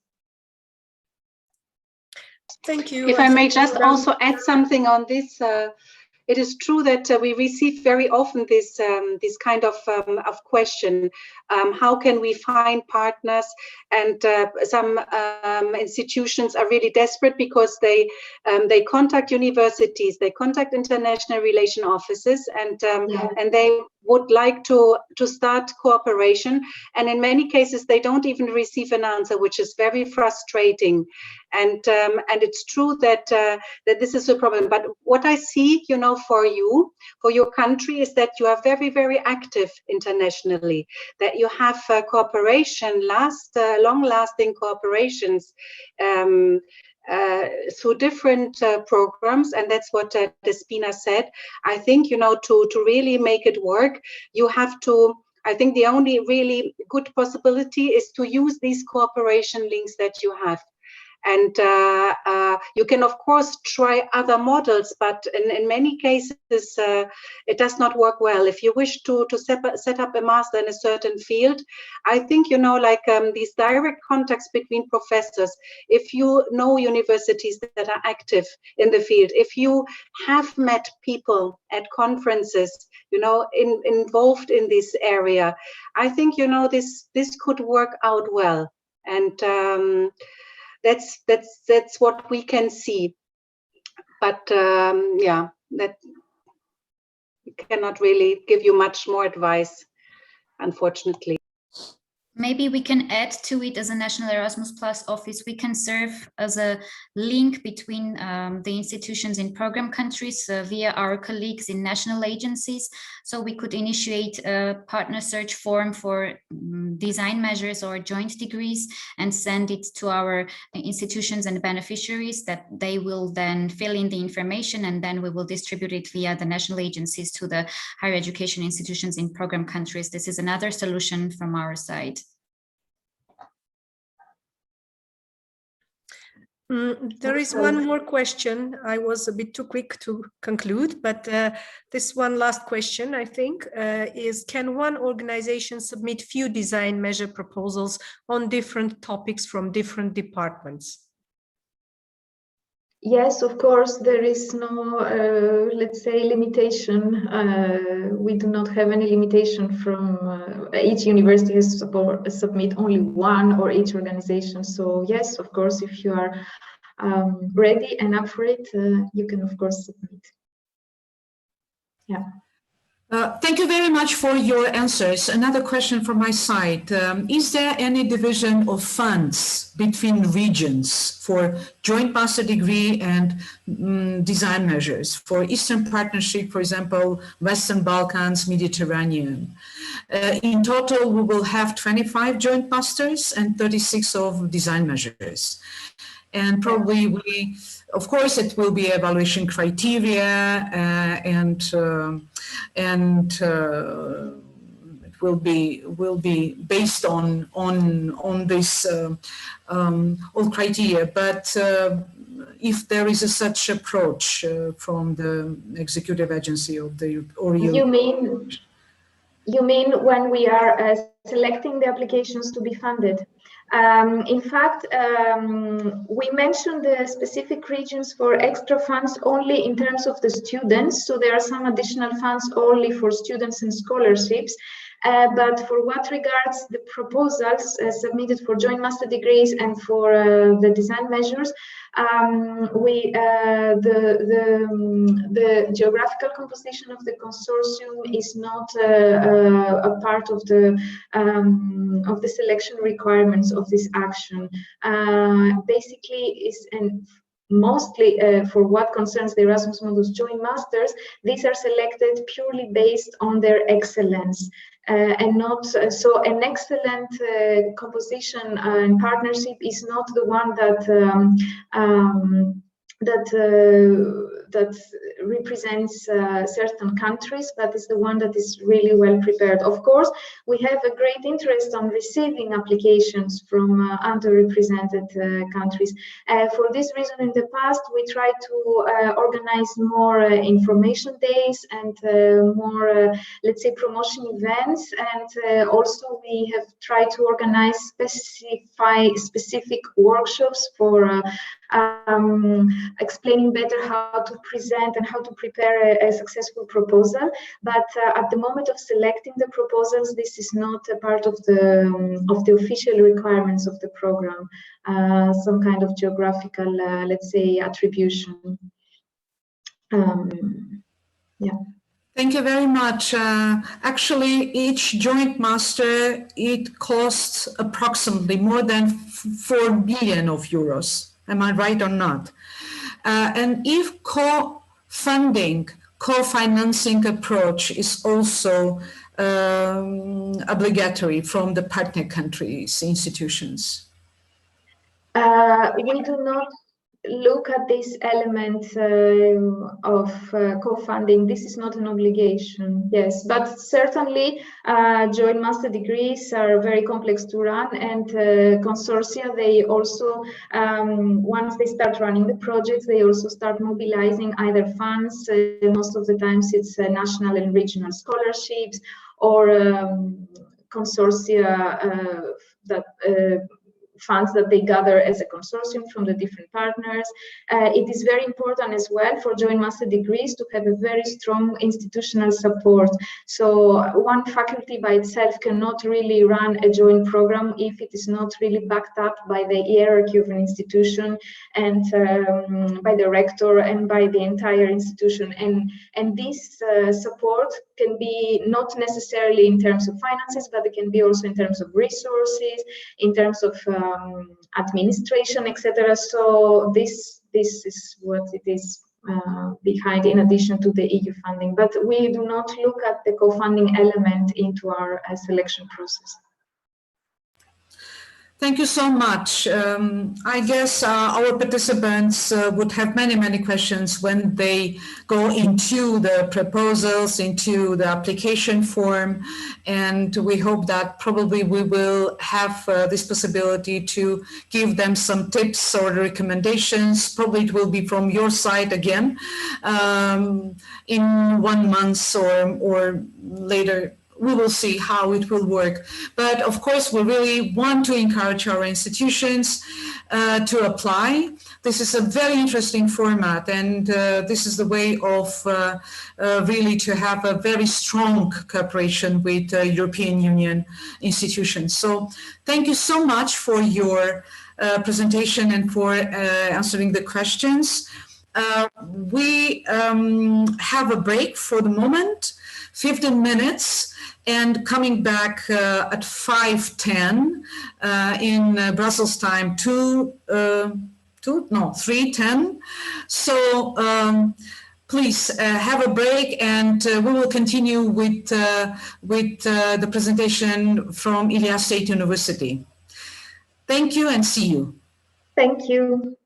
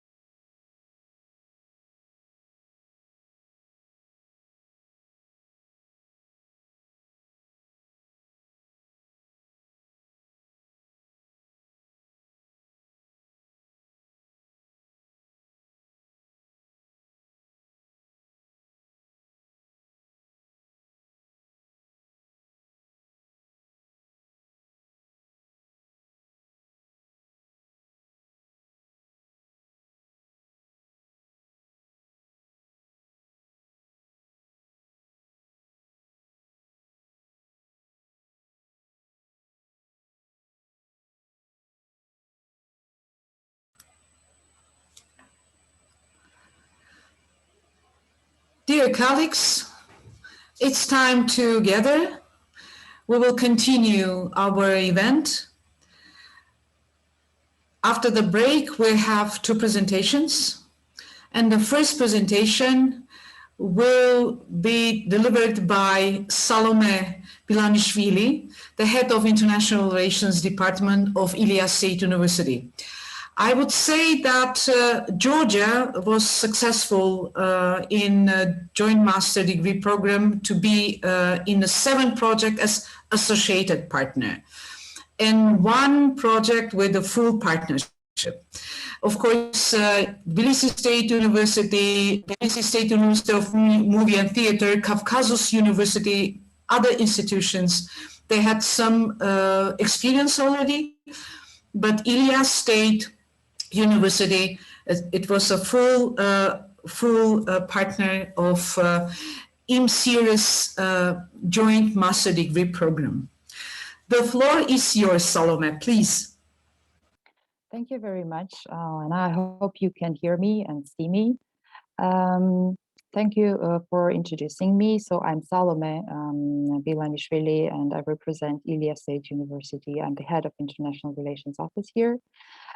Thanks for organizing this event, and also a big thanks to the representatives of the agency for giving us this insightful presentation and a lot of information about the new Erasmus scheme and the current call. I also saw some familiar names in the list of attendees here, and some of the colleagues that I've worked with in different projects. I hope that everyone is staying safe, healthy, and positive in these crazy times. I was invited to speak about the ISU's experience in the scheme of Erasmus Mundus joint degrees, and I'll prepared a presentation for you, which I'll try to share now, and hope you can see it. Yes, good. I got the confirmation. So before going into the details of the program, I'll try to give an overview of our university for those who have not worked with us yet. Ilia State University is a public institution located in Tbilisi and established in 2006, so we're pretty young. Currently, we have over 70,000 students, which makes us in top 3 in terms of student population in our country. And we also have growing number of international students. You can see the numbers of professors on the screen, and number of invited teachers as well. And actually, ISU is a pretty research-intensive university focused on providing high-quality research outputs in different areas, and we operate 27 research institutes and 47 centers in different disciplines. Also, in terms of international research projects, we think that we're quite successful, currently implementing 90 projects, and in the last 14 years, we received over 45 million funding, Georgian lari funding from international donors. We have 4 schools, 4 faculties, if you want to call them. School of Arts and Sciences, School of Business, Technology and Education, School of Law, School of Natural Sciences and Medicine. So we are a generic, comprehensive university covering wide range of academic areas and disciplines. We have 23 undergraduate and 49 graduate programs, and among them 11 are offered in English, and also of course, the joint degree program that we'll speak about later is offered in English. It was mentioned that it's important that the universities are very proactive if they want to get involved in various international projects, including Erasmus Mundus joint degree projects, and our university is exactly doing that. We are very proactive and having a lot of partners under different capacities around the globe. But what's relevant for today's event is Erasmus Plus cooperation, of course, and within the International Credit Mobility Scheme, we cooperate currently with 102 partners in 24 countries and implement over 250 exchanges annually for students and staff.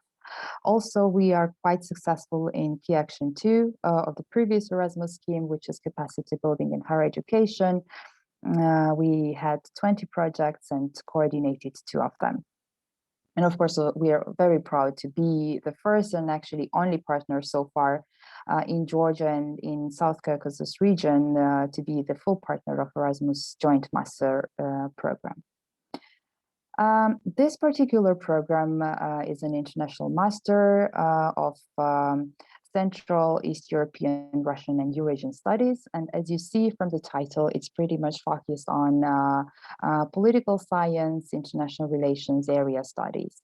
And of course, it implies that it's implemented by the consortium of universities. And in our case, currently there are 8 partners. 4 are representing program countries and 4 are from partner countries. The consortium is coordinated by the University of Glasgow, and there are also University of Corvinus University of Budapest from Hungary, Jagiellonian University from Poland, and Tartu University from Estonia, covering sites from the program countries, and University of Sarajevo from Bosnia, Lobachevsky University from Russia, KIMEP from Kazakhstan, and ISU from Georgia are covering partner country side of this consortium. Well, I said that this is the current consortium because the program got funded recently for the 3rd time. So in 2021, the renewed program with restructured consortium and also improved and renewed curriculum has been funded again for the 3rd time. And the first program was funded in 2011. With a different constellation of partners, where Ilia State University was associated partner. And ISU was the first university from Georgia to be involved in any capacity in this scheme, also already by then. Then in 2017, we became the full degree partner. So it took several years for us to get fully to be fully fledged partners in the consortium. And also in 2017, the program was accredited in Georgia officially. And I already said that this year, the program got renewed funding for another 5 years. Well, this is a typical 2-year master program covering 120 CTS in total. Its structure is pretty much similar to the other programs. So every semester covers 30 CTS. First and second semester are set, and they have to be spent by the students first semester in Tartu and the second semester in University of Glasgow. And in the year 2, so from semester 3, students can select any partner from the remaining 6. Where they want to spend the year 2 and receive the degree from.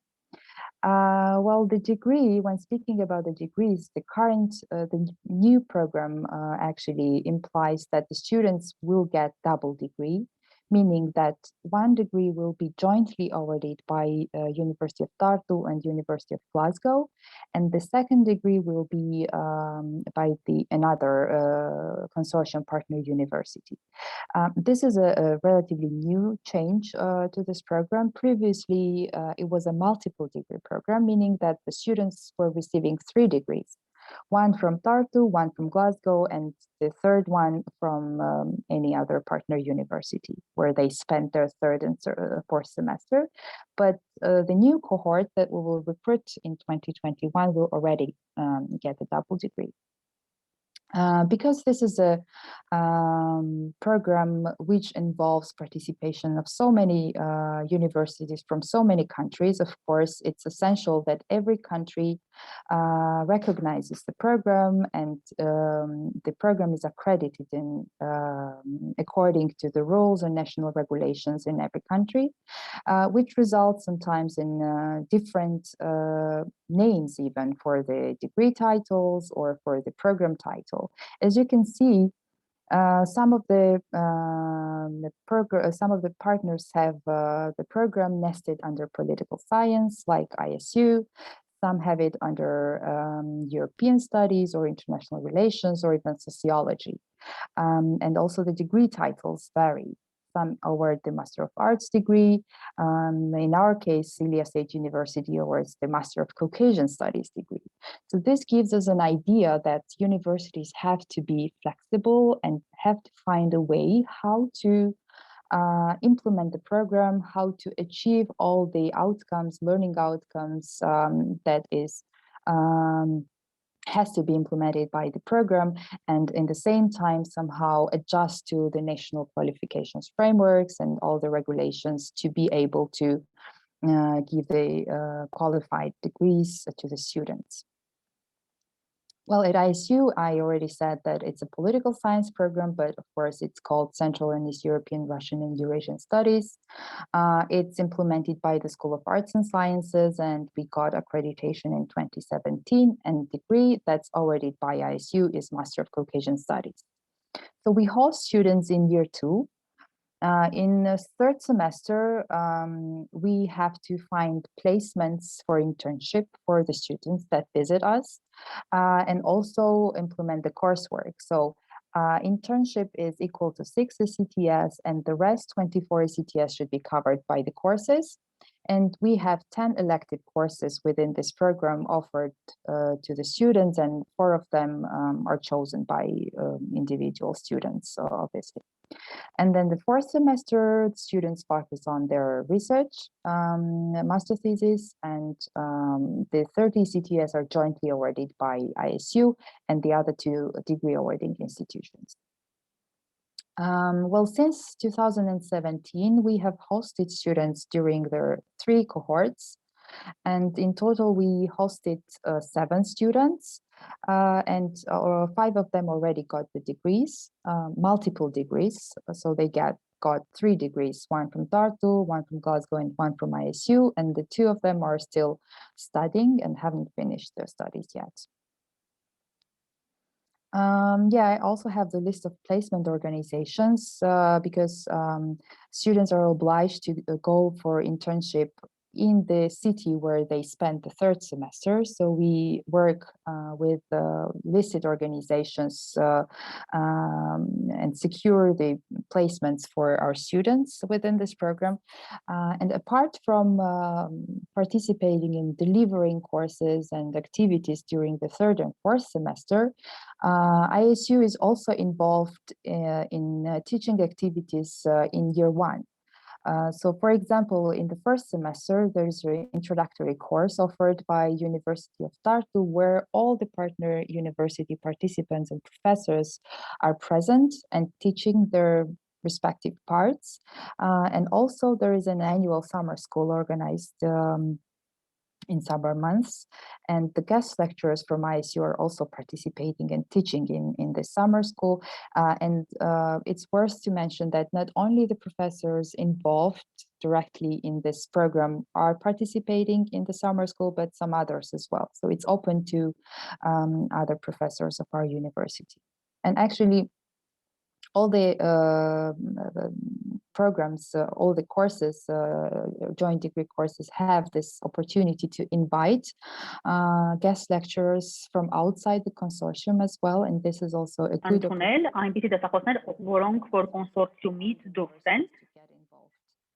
Ես ամեն հնարավորություն է տալիս նաև մեր համալսարանի եւ այլ համալսարանների դասախոսներին մեր գրավել այս գործընթացը։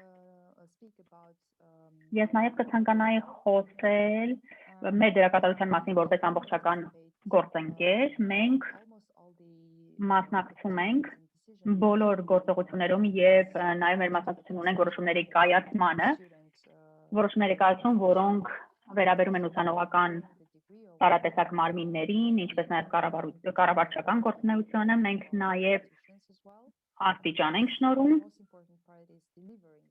Բնականաբար ամենակարևոր հատվածը թերևս դասընթացների իրականացումն է։ Is responsible for developing the content and for provision of teaching materials as well for the part which we are teaching. ISU is also involved in the admission process and also decision-making about the scholarship award for the newcomer students. Of course, we monitor the student placements and support students in all sorts of administrative issues, for for example, during the mobility, and we also are responsible for marketing the program in our region. Besides, we are also coordinating the international support and staff student liaison committee within the program. This is the committee that gives the students opportunity to have their voice in course coordination, implementation, and support services. And together with the colleagues from other partner universities and students, we are reviewing students' pre-arrival guidance, welcoming events, how the induction is going on, etc. And also we make sure that if there is additional support necessary for students with families, for example, or with special needs, they are provided adequately.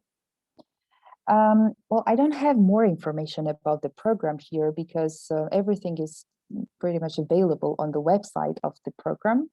And since we do not have a lot of time, I just included the links to the program website and also the Twitter of the program where all the news are posted. And I was also asked to give some hints and insights to the universities that are not involved in the scheme so far, where they could start and how they could advance in getting involved in consortia and being partner in this prestigious scheme. Well, first of all, it's worth to mention that nothing happens overnight, of course, and it's a step-by-step process, incremental, and requires a lot of time and a lot of efforts from different actors, not just one faculty and not just one professor. And also, it's very important that this type of collaboration is rarely successfully implemented if it's top-down. In our case, and in many cases, initiative comes from professors, from the faculty, and it's pretty much faculty-driven initiative. But of course, there need to be support mechanisms in place in the university to help individual faculties to implement it. Well, we, as I already mentioned, started as an associated partner, and our role was actually nothing. Just our professors had the opportunity to participate in some teaching activities, and they could provide some research guidance as well. But of course, it's very important that our professors have personal contacts and professors have good reputation internationally, because this is where, in our case, the connection started. And of course, early involvement as guest lecturer, which I already mentioned, that there is a possibility to get involved as guest lecturer in existing Mundus programs for all sorts of professors and lecturers from all around the world. This was our pathway to prove our quality and our worth, actually. And also providing maybe some guidance for research or supervising students' work would be a good step forward. But apart from the personal expertise of the professors, it's very important that university has institutional experience and expertise in the field in which the program is implemented. In our case, ISU had a very, very strong basis, strong professors in the related areas, in political science, international relations, Caucasian studies, post-Soviet studies.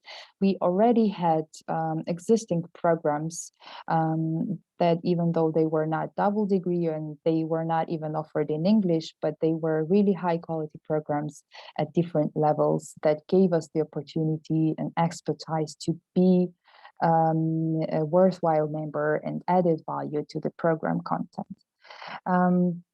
Also, I would advise, because many universities from our countries participate in campus projects, in Erasmus Plus projects, which focused on curriculum reforms or curriculum redesigning and remodeling. And many universities have initiated even the programs or big modules at our universities with the help of our partners. And this is a good starting point as well to base the future double degree programs on.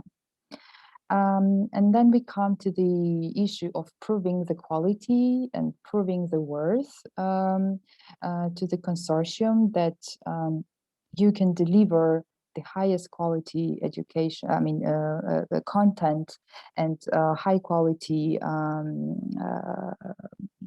program and courses and contribute to the program all in all. Of course, the teaching staff, teaching methods should be updated and internationalized and high quality as well, and also all sorts of services that are necessary for implementing student mobility or assuring the quality and making sure that the program runs smoothly is also essential. And of course, I also said that, already said, I guess, that the teamwork is very important. This type of programs, I think Despina also said that it cannot be implemented, such program cannot be implemented by one person, by one unit, by one faculty only. And the teamwork is very important in every stage, in developing stage, accreditation stage, and also implementation stage. There are professors involved that create the content, there is faculty administration for support, and of course, Central Quality Assurance Office was very much involved in accreditation procedure here, legal office to make sure that all the regulations are met, and all the requirements from all the partner institutions are in line. Financial office is also very important to be involved as early as possible because this is a grant project and quite a complex grant project, I would say. It's not very easy to administer it financially, so it's important to have the guidance from the relevant office as well. And of course, international office is always there involved in every step, especially in implementation when it comes to hosting students, registering students, and providing relevant services. And actually, everything comes to the phase when the university's involvement in such programs should be an added value for those programs. And institutional capacity and history of being member of such big and international projects is very important, where you learn how to implement projects, how to run them, how to increase the potential that you have, and of course the visibility, international visibility is very important. So we at our university, everything that we do internationally in international collaboration projects is somehow linked to each other and in line with our institutional strategy. And everything needs to strengthen institutional capacity for being an asset and added value to the consortium, and to bring not only the content related input, but also experience of administering such large scale collaboration projects. Well, this is what I could come up with in this short period. I'm open to any questions you might have. This is our contact information. You can also send us an email with the questions or inquiries, and we'll try to help you. I hope I was on time for 15 minutes exactly, and I'm glad to answer any questions you might have now. Thank you. Thank you, Salome. It was very interesting to know about your experience as a full partner. It's a huge work with highly qualified academic content and also technical administrative capacities and activities. It's a very, very complex work. And already, it was 10 years ago, you got involved as associated partner, and after 6 years you became a full partner.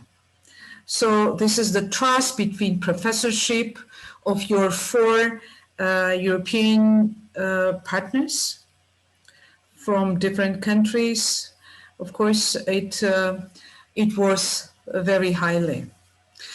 Yes, I also want to point out that this project got funded already third time, but we applied more times than just 3. So we had some unsuccessful years as well, which is a good example that you don't have to just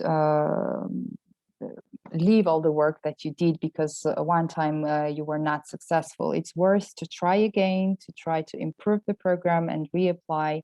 And there are examples that this works.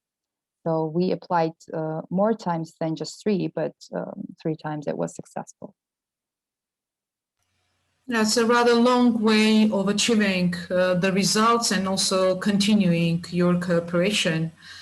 So it was very interesting, and interesting to know that our colleagues from Russian Federation and Kazakhstan also participated, and Bosnia and Herzegovina also participated in this consortium. So I think that for our institutions, the teamwork in each institution, for each institution, it's a really a big challenge, I would say, within the institutions and outside of the institution. And assume that you already been one of the placement of students, of international students as well. So it was very interesting experience. Let's see if we have questions to you. Do we have questions? Doesn't seem so. Not yet. Oh, no problem at all. You can send me. I'll be staying until the end of the event today, and if anyone has a question, they can contact me in chat directly as well. So no problem at all. Thank you. You provide, I think, already your narrative part that was interesting with the recommendations of how to deal with. And it should be a kind of the political will within the institution, and it should be very tight team with understanding the objective of their work and try to achieve it. I would like to know if you already developed some of courses through Tempus before. For this program, you mean? No, not specifically for this program. We had a number of Tempus projects and Erasmus projects in curriculum building, but not for this area, because this area was already quite strongly developed at our university, and we had several research institutes focusing on different aspects of research related to the topic. So area studies, post-Soviet studies, Caucasian studies. We already had a pool of courses that could be basis for our contribution to this program. And of course, we had professors with big names affiliated with our university and working as our professors. So this was very important for our involvement as a full partner. Already having a good basis, solid basis academically in terms of course content, in terms of supporting research, and in terms of really strong experts and professors in the field. This is one of the most important prerequisites, because all the programs and also what the Commission looks at is the excellence, academic excellence, and every partner should contribute to this excellence with their expertise. And this is very important for the universities to also think strategically about the areas where they have strength or where they have the capacity to build this strength in order to be a good partner for such double degree or joint degree programs. Because not in every area, every university can provide this type of quality. Not even in Europe, of course, every university has their own niche, stronger or less stronger areas. So, and this is the same applies also to European partners as well. They also have to have demonstrated excellence in those areas which are relevant to this or that particular program. Absolutely. And Ilyas State University probably will apply with the several joint master and many design measures. What do you think? How it will be end of May with the deadlines for both strands? Well, we have some ideas definitely in different disciplines, and this is still a working process, and it involves a lot of different actors inside the university. It cannot be decided by just one office or by just one faculty. It's a working process, and many parties are involved, and definitely we will be applying, but I cannot tell you now for which projects and which areas, but there are already some ideas under discussion, of course. Good luck to Ilyas State University, very famous and very international university. We all know about that. And we already had our cooperation before, and hopefully it will be in the future.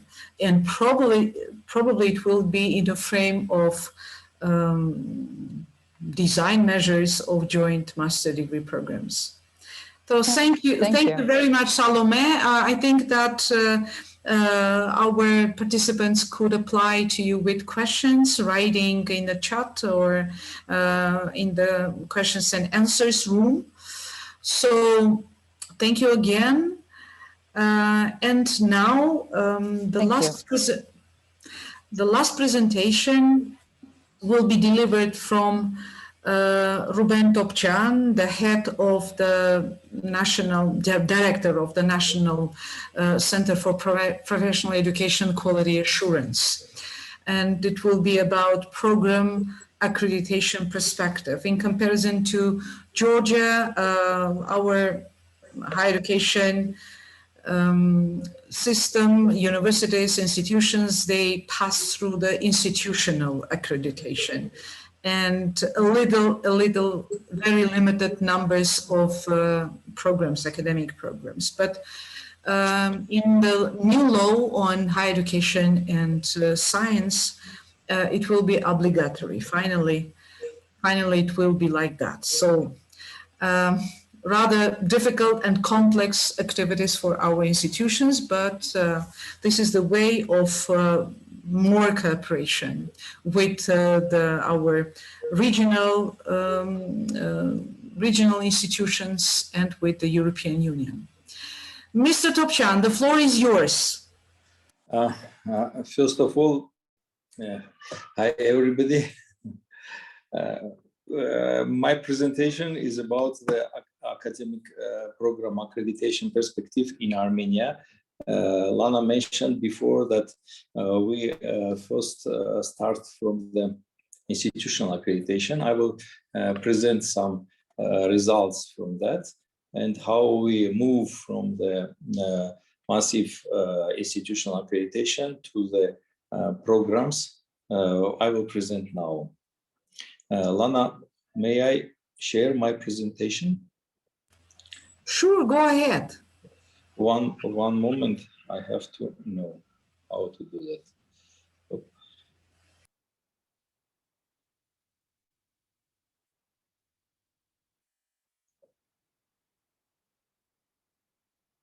Is it visible, Lana? No?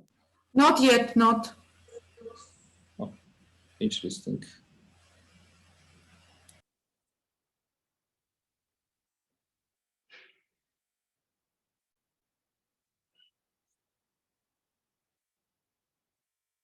No?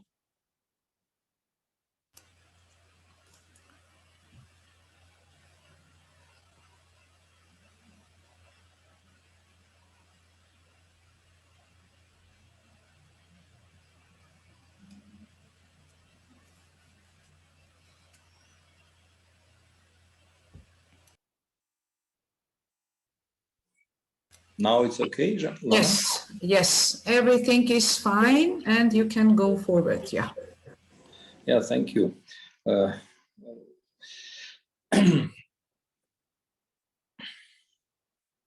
Because I want to learn how to manage.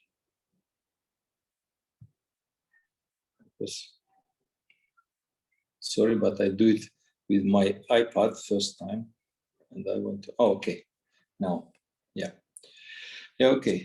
Academic program accreditation perspective in Armenia.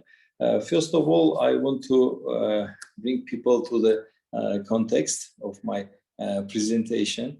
And first sentence I used here that I'm a mathematician, and it's well known that maybe we learn many of formulas during our education, but then in the workplace we have to decide something. We have to use our experience of using formulas in university, and now we have to have strong decisions based on the understanding of that formulas. And it is, for me, it's good to understand that students in university studied, for example, near the desk, but in workplace, the environment changed. And by that, I want to tell you that it is very difficult to do this change. And now employers are not very happy with the education in university, because our students concerned that education is not practical, and employers do the same. And for it, we try to have academic program accreditation guiding the universities to be more practical, to competence-based approach. And for it, we do not like this picture, which I can to show you, that your academics are wandering with students who have not any big success on his workplace. And by my understanding, we have to focus on the program accreditation, especially universities, have to focus to align with the employer environment.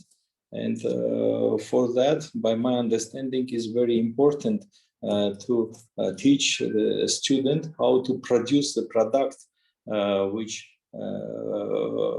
made employer, what is the professional thinking, what expect employer from the future employee as alumna, and I think employer want to have our student as a employee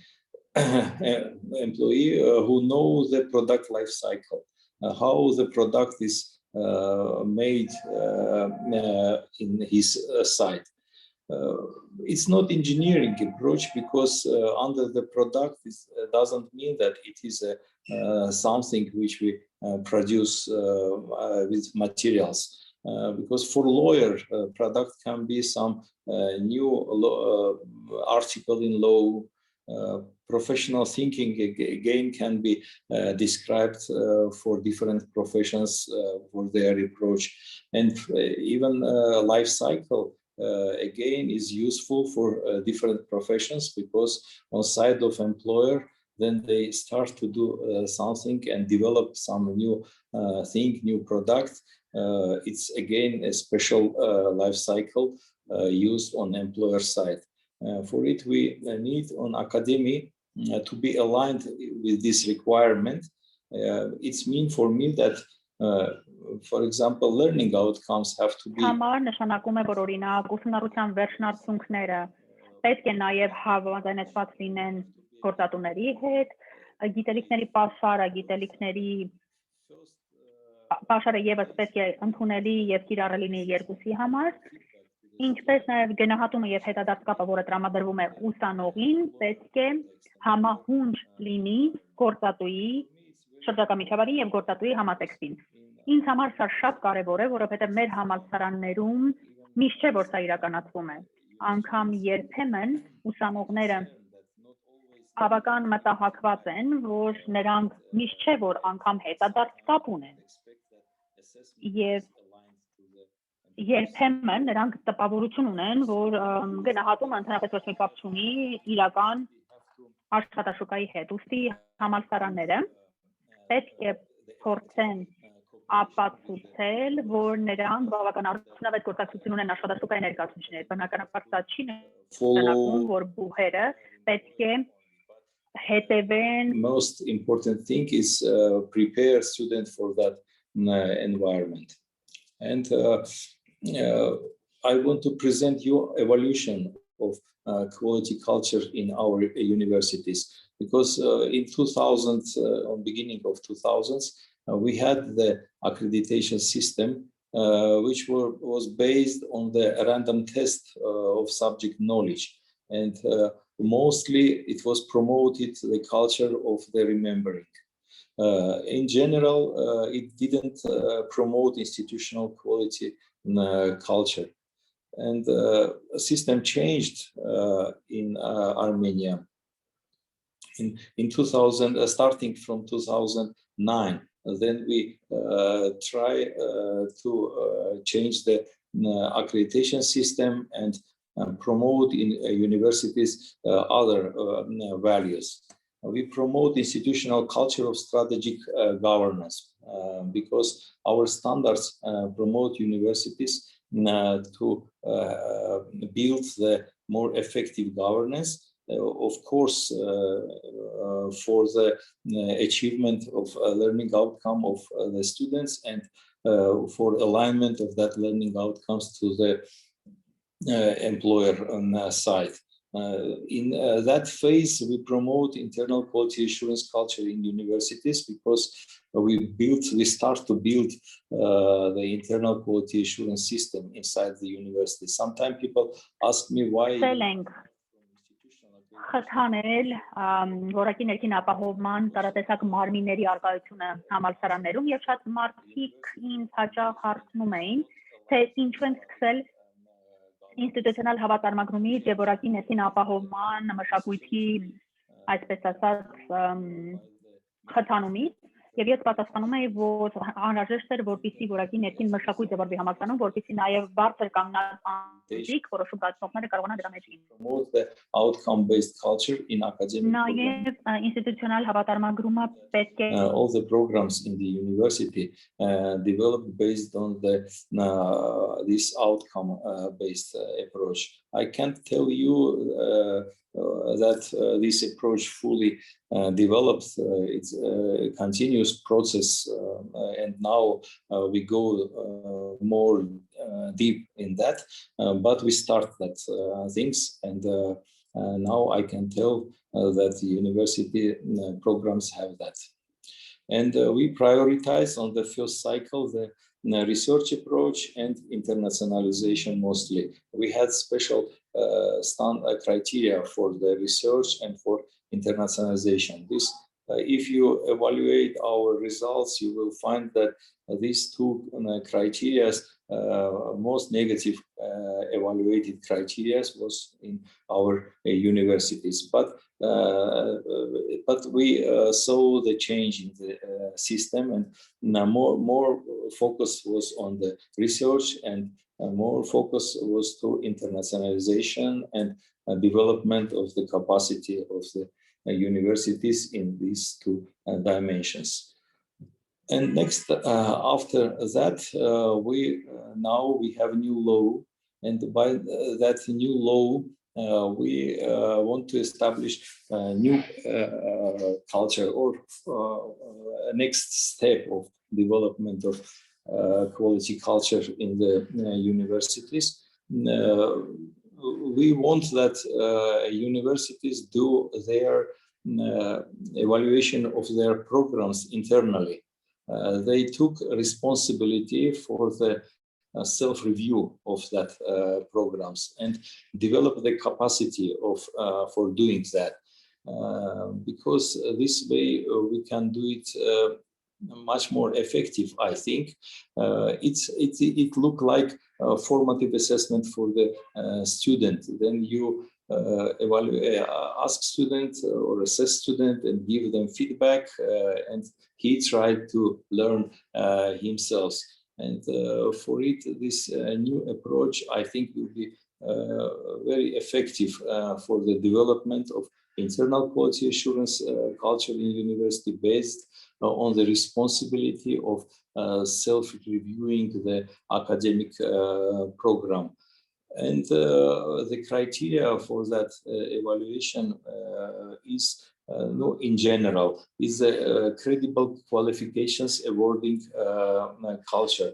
It's not a secret that not 100% of the students have full enough knowledge then they graduate the university, and increasing of that percentage is very important.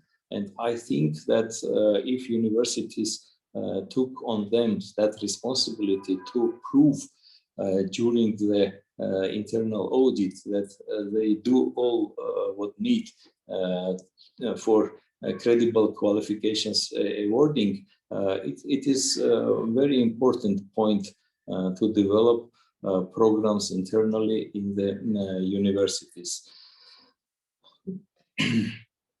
And same time, in this approach, we use appreciative approach, because we found on previous cycle of our accreditation that punishing university is not the first thing with what we have to do. We ask them, do they appreciate the change? Do they appreciate a change after our evaluation? And this will be new approach for the university program evaluation, accreditation, and in each cycle, by the tool of institutional accreditation, we will adopt work done in this period of after previous accreditation, and we will adopt that some programs or all programs was audited very well by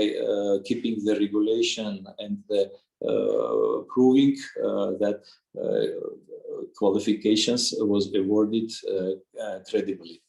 And it is very important for our system. I think this way we will involve mass of teachers to the quality assurance process, and then it will become the culture in the university.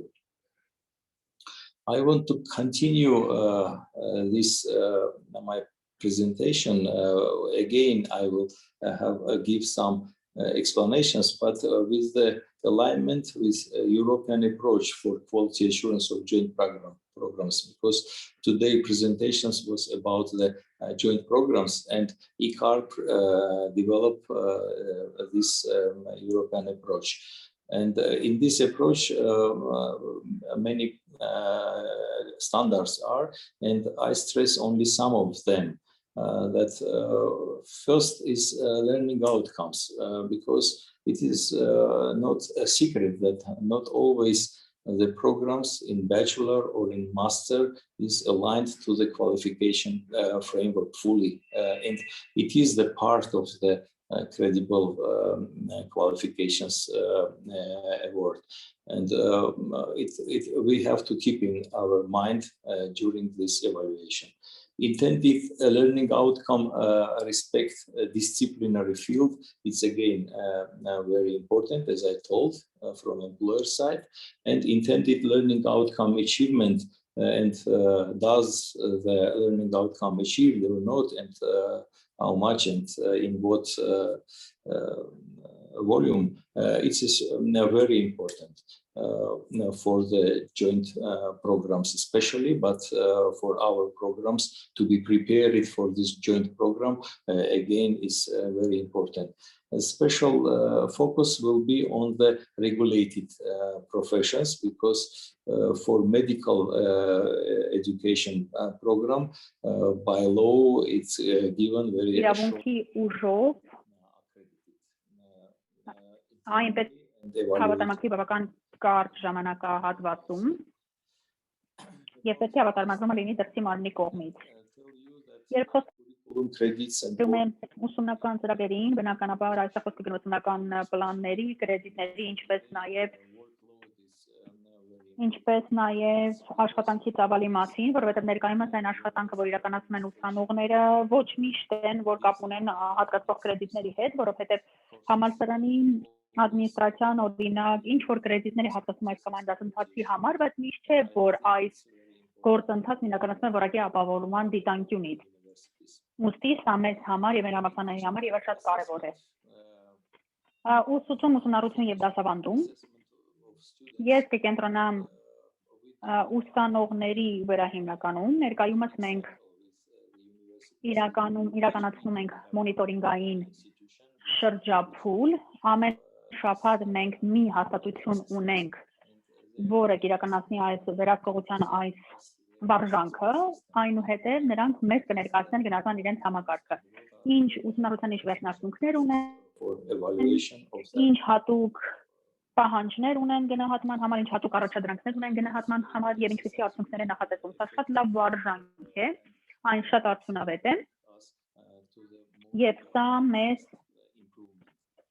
հնարավորություն կտա ավելի արագ բարելավվել։ Մենք նաև ռեսուրսների վրա ենք կենտրոնացած, դասավանդող անձնակազմի, ինչպես նաև այլ ռեսուրսների, որովհետև ներկայումս մենք փորձում ենք հայացք նետել այն բոլոր ռեսուրսներին, որոնք հնարավորություն են ընձեռում գնահատել ուսանողներին, այն միջավայրում, որը բավական մոտ է գործատուներին, որը բավական մոտ է այդ առարկային։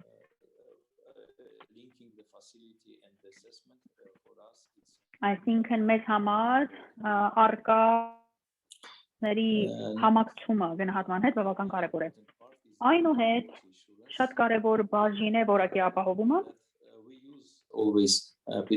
Մենք միշտ օգտագործում ենք PISP մեթոդաբանությունը եւ մենք շարունակելու ենք PISP մեթոդաբանությամբ առաջնորդվել։ Մենք նաև կարևորում ենք ամեն տարի ամենամյա մոնիթորինգը վերահսկողությունը եւ մենք խրախուսում ենք, որ շրջափուլը, որովհետեւ PISP շրջափուլը երբեմն կիրառվում է, բայց շրջափուլը չի փակվում ի վերջո։ Օրինակ կան համալսարաններ, որտեղ այնտեղ իրականացման փուլում է, դեռ վերացման փուլում չէ, բայց պետք է փորձեն համալսարանները արդեն փակել այդ PISP շրջափուլը։ Սա եւս բավական կարևոր է մեզ համար։ Եվ ի վերջո մեզ համար նաև դեր կարևոր է։ Շատ կարևոր է, որպեսզի եվրոպական չափանիշների եւ ուղենիշների որակի 8 չափանիշներին համապատասխանեն եւ շատ կարևոր է, որպեսզի բուհերը հենց հետևեն այդ չափանիշներին եւ այս բոլոր ոլորտներում համալսարանները պետք է համապատասխան տվյալներ կարողանան ներկայացնել, ապացուցելու, որ այո, նրանք կատարում են այս կամ այն գործողությունները եւ որ ուսանողները կարողանում են ի վերջո հասնել ներողություն նախանշված վերջնարդյունքներին եւ որ շնորհվող դիպլոմական արժանահավատ են եւ սա շատ կարեւոր է մեր երկրի համար, որովհետեւ մենք կենտրոնանանք հենց սրա վրա։ Եվ ի վերջո ես կցանկանայի ասել, որ ես ունեմ նման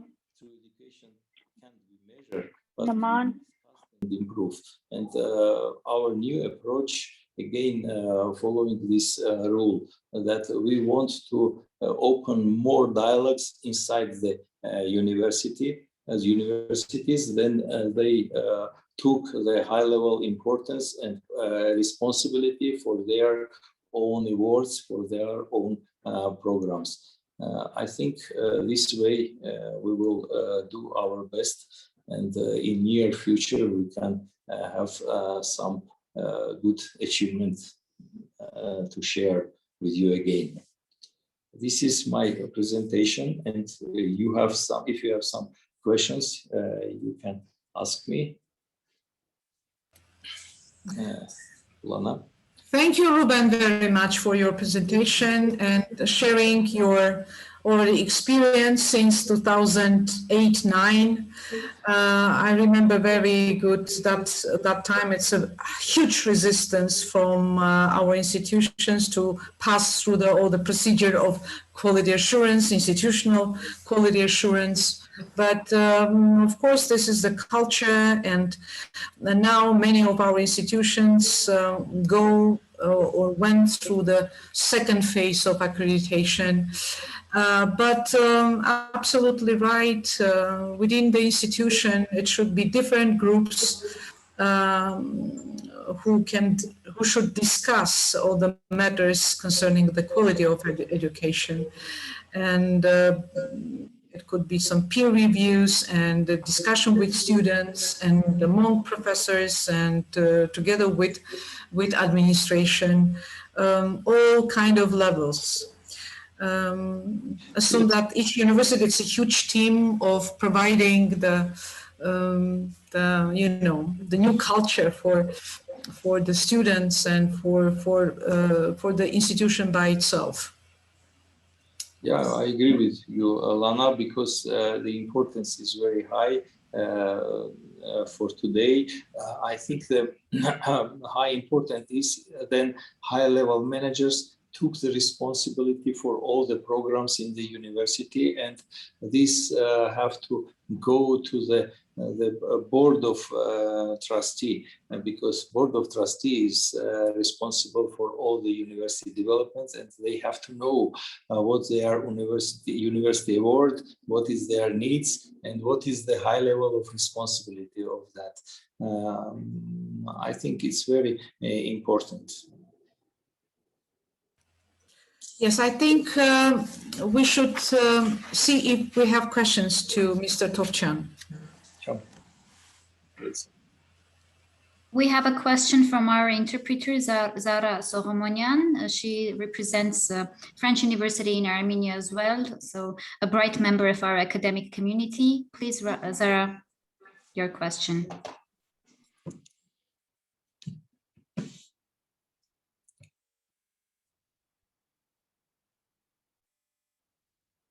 I do not listen.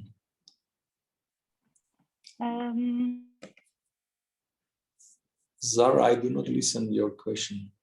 Yeah? Maybe we need to ask her to write in the chat her question. Maybe she's the interpreter, that's why we cannot hear her. Maybe we need to shift to Armenian language. Yeah, please. Sarajan, could you please write your question in the chat section, please?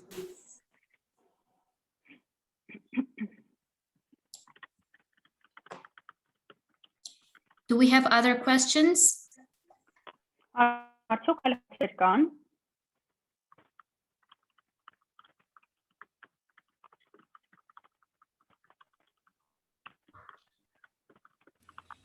But I think that we listen to the typing of Zara.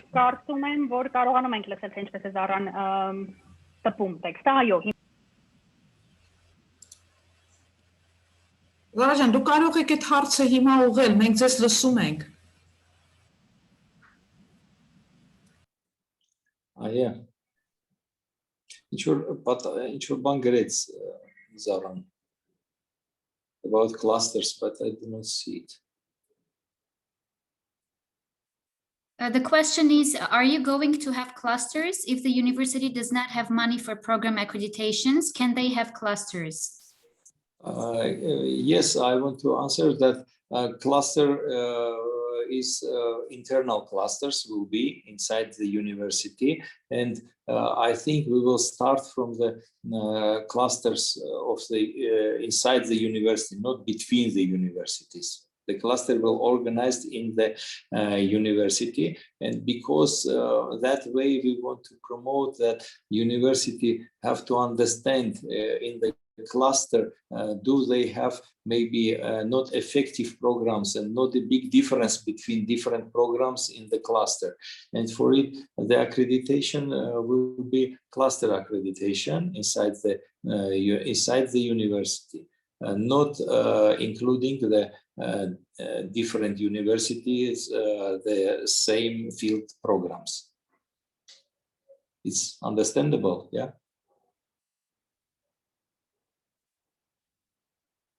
Okay, it will be cluster accreditation. Thank you, Zara, because otherwise, again, we will have big expenses inside in the university if they do accreditation of program by program, because it's not a secret that in many of universities there is different programs which are very close to each other, and the university have to recognize that in bachelor level they can be more effective if they decrease and clusterize these programs and decrease the number of them.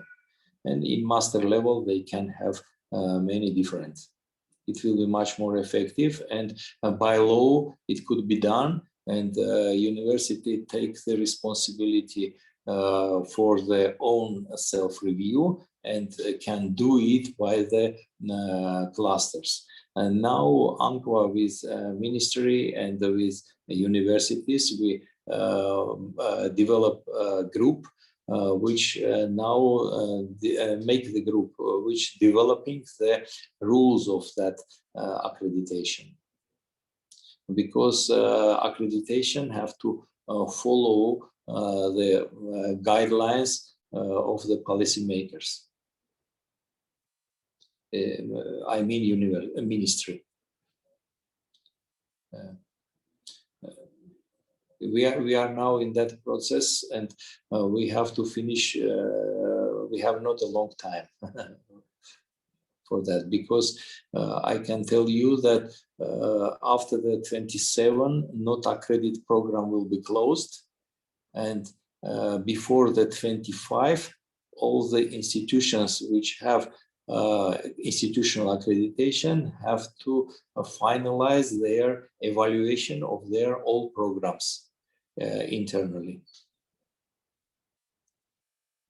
And next institutional accreditation after 25 will review how university did inside that self-review process.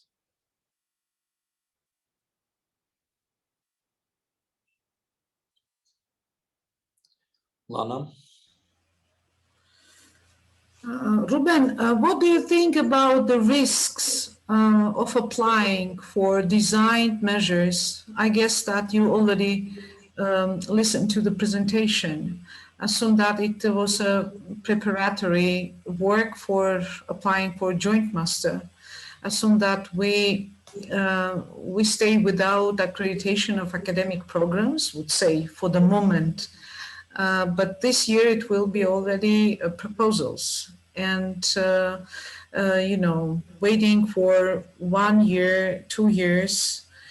What you see, how it will be, what will be the future for our institution? Lana, I think that no, sometimes universities more focus on the curricula development, but on this design phase. But I think in this development, they have jointly maybe with joint other universities or alone prepare the quality assurance system for that program. I think it's very, very important side, because I am on the side of joint programs, because that way we learn more from European universities, because doing together, it's a good experience. And during that joint efforts, we have to learn not only how to teach students, but how quality assures the processes of the teaching of the students. And that way we can bring the culture of the quality assurance from European universities to our. And I think it's very important, and in these measures have to be enough part for the quality assurance developments and bringing this culture to our universities. It's very, very important for today.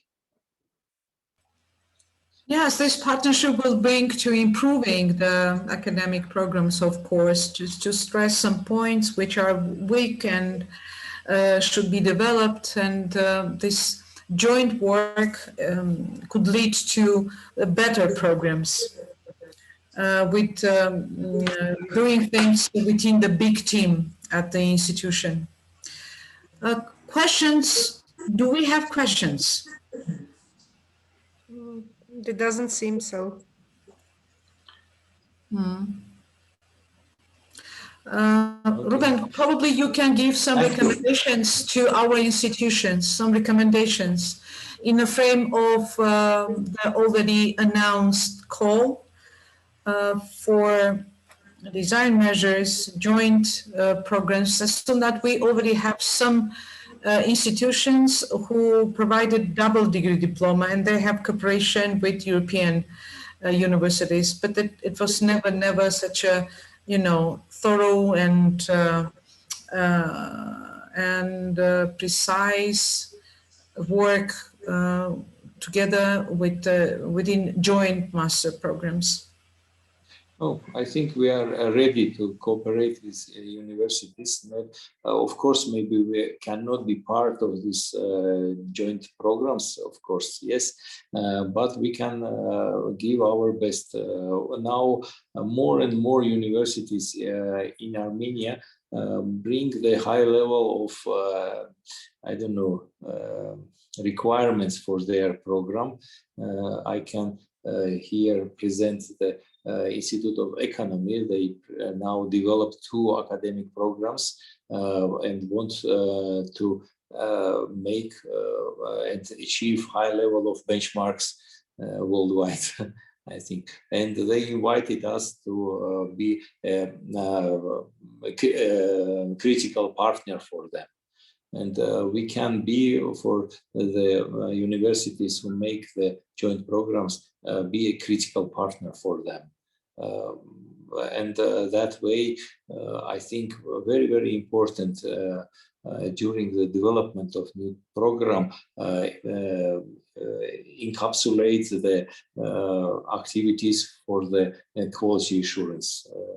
It's very, very important, because then it will be one body, and it will be culture. Thank you very much, Ruben, for sharing your experience, for your presentation, and some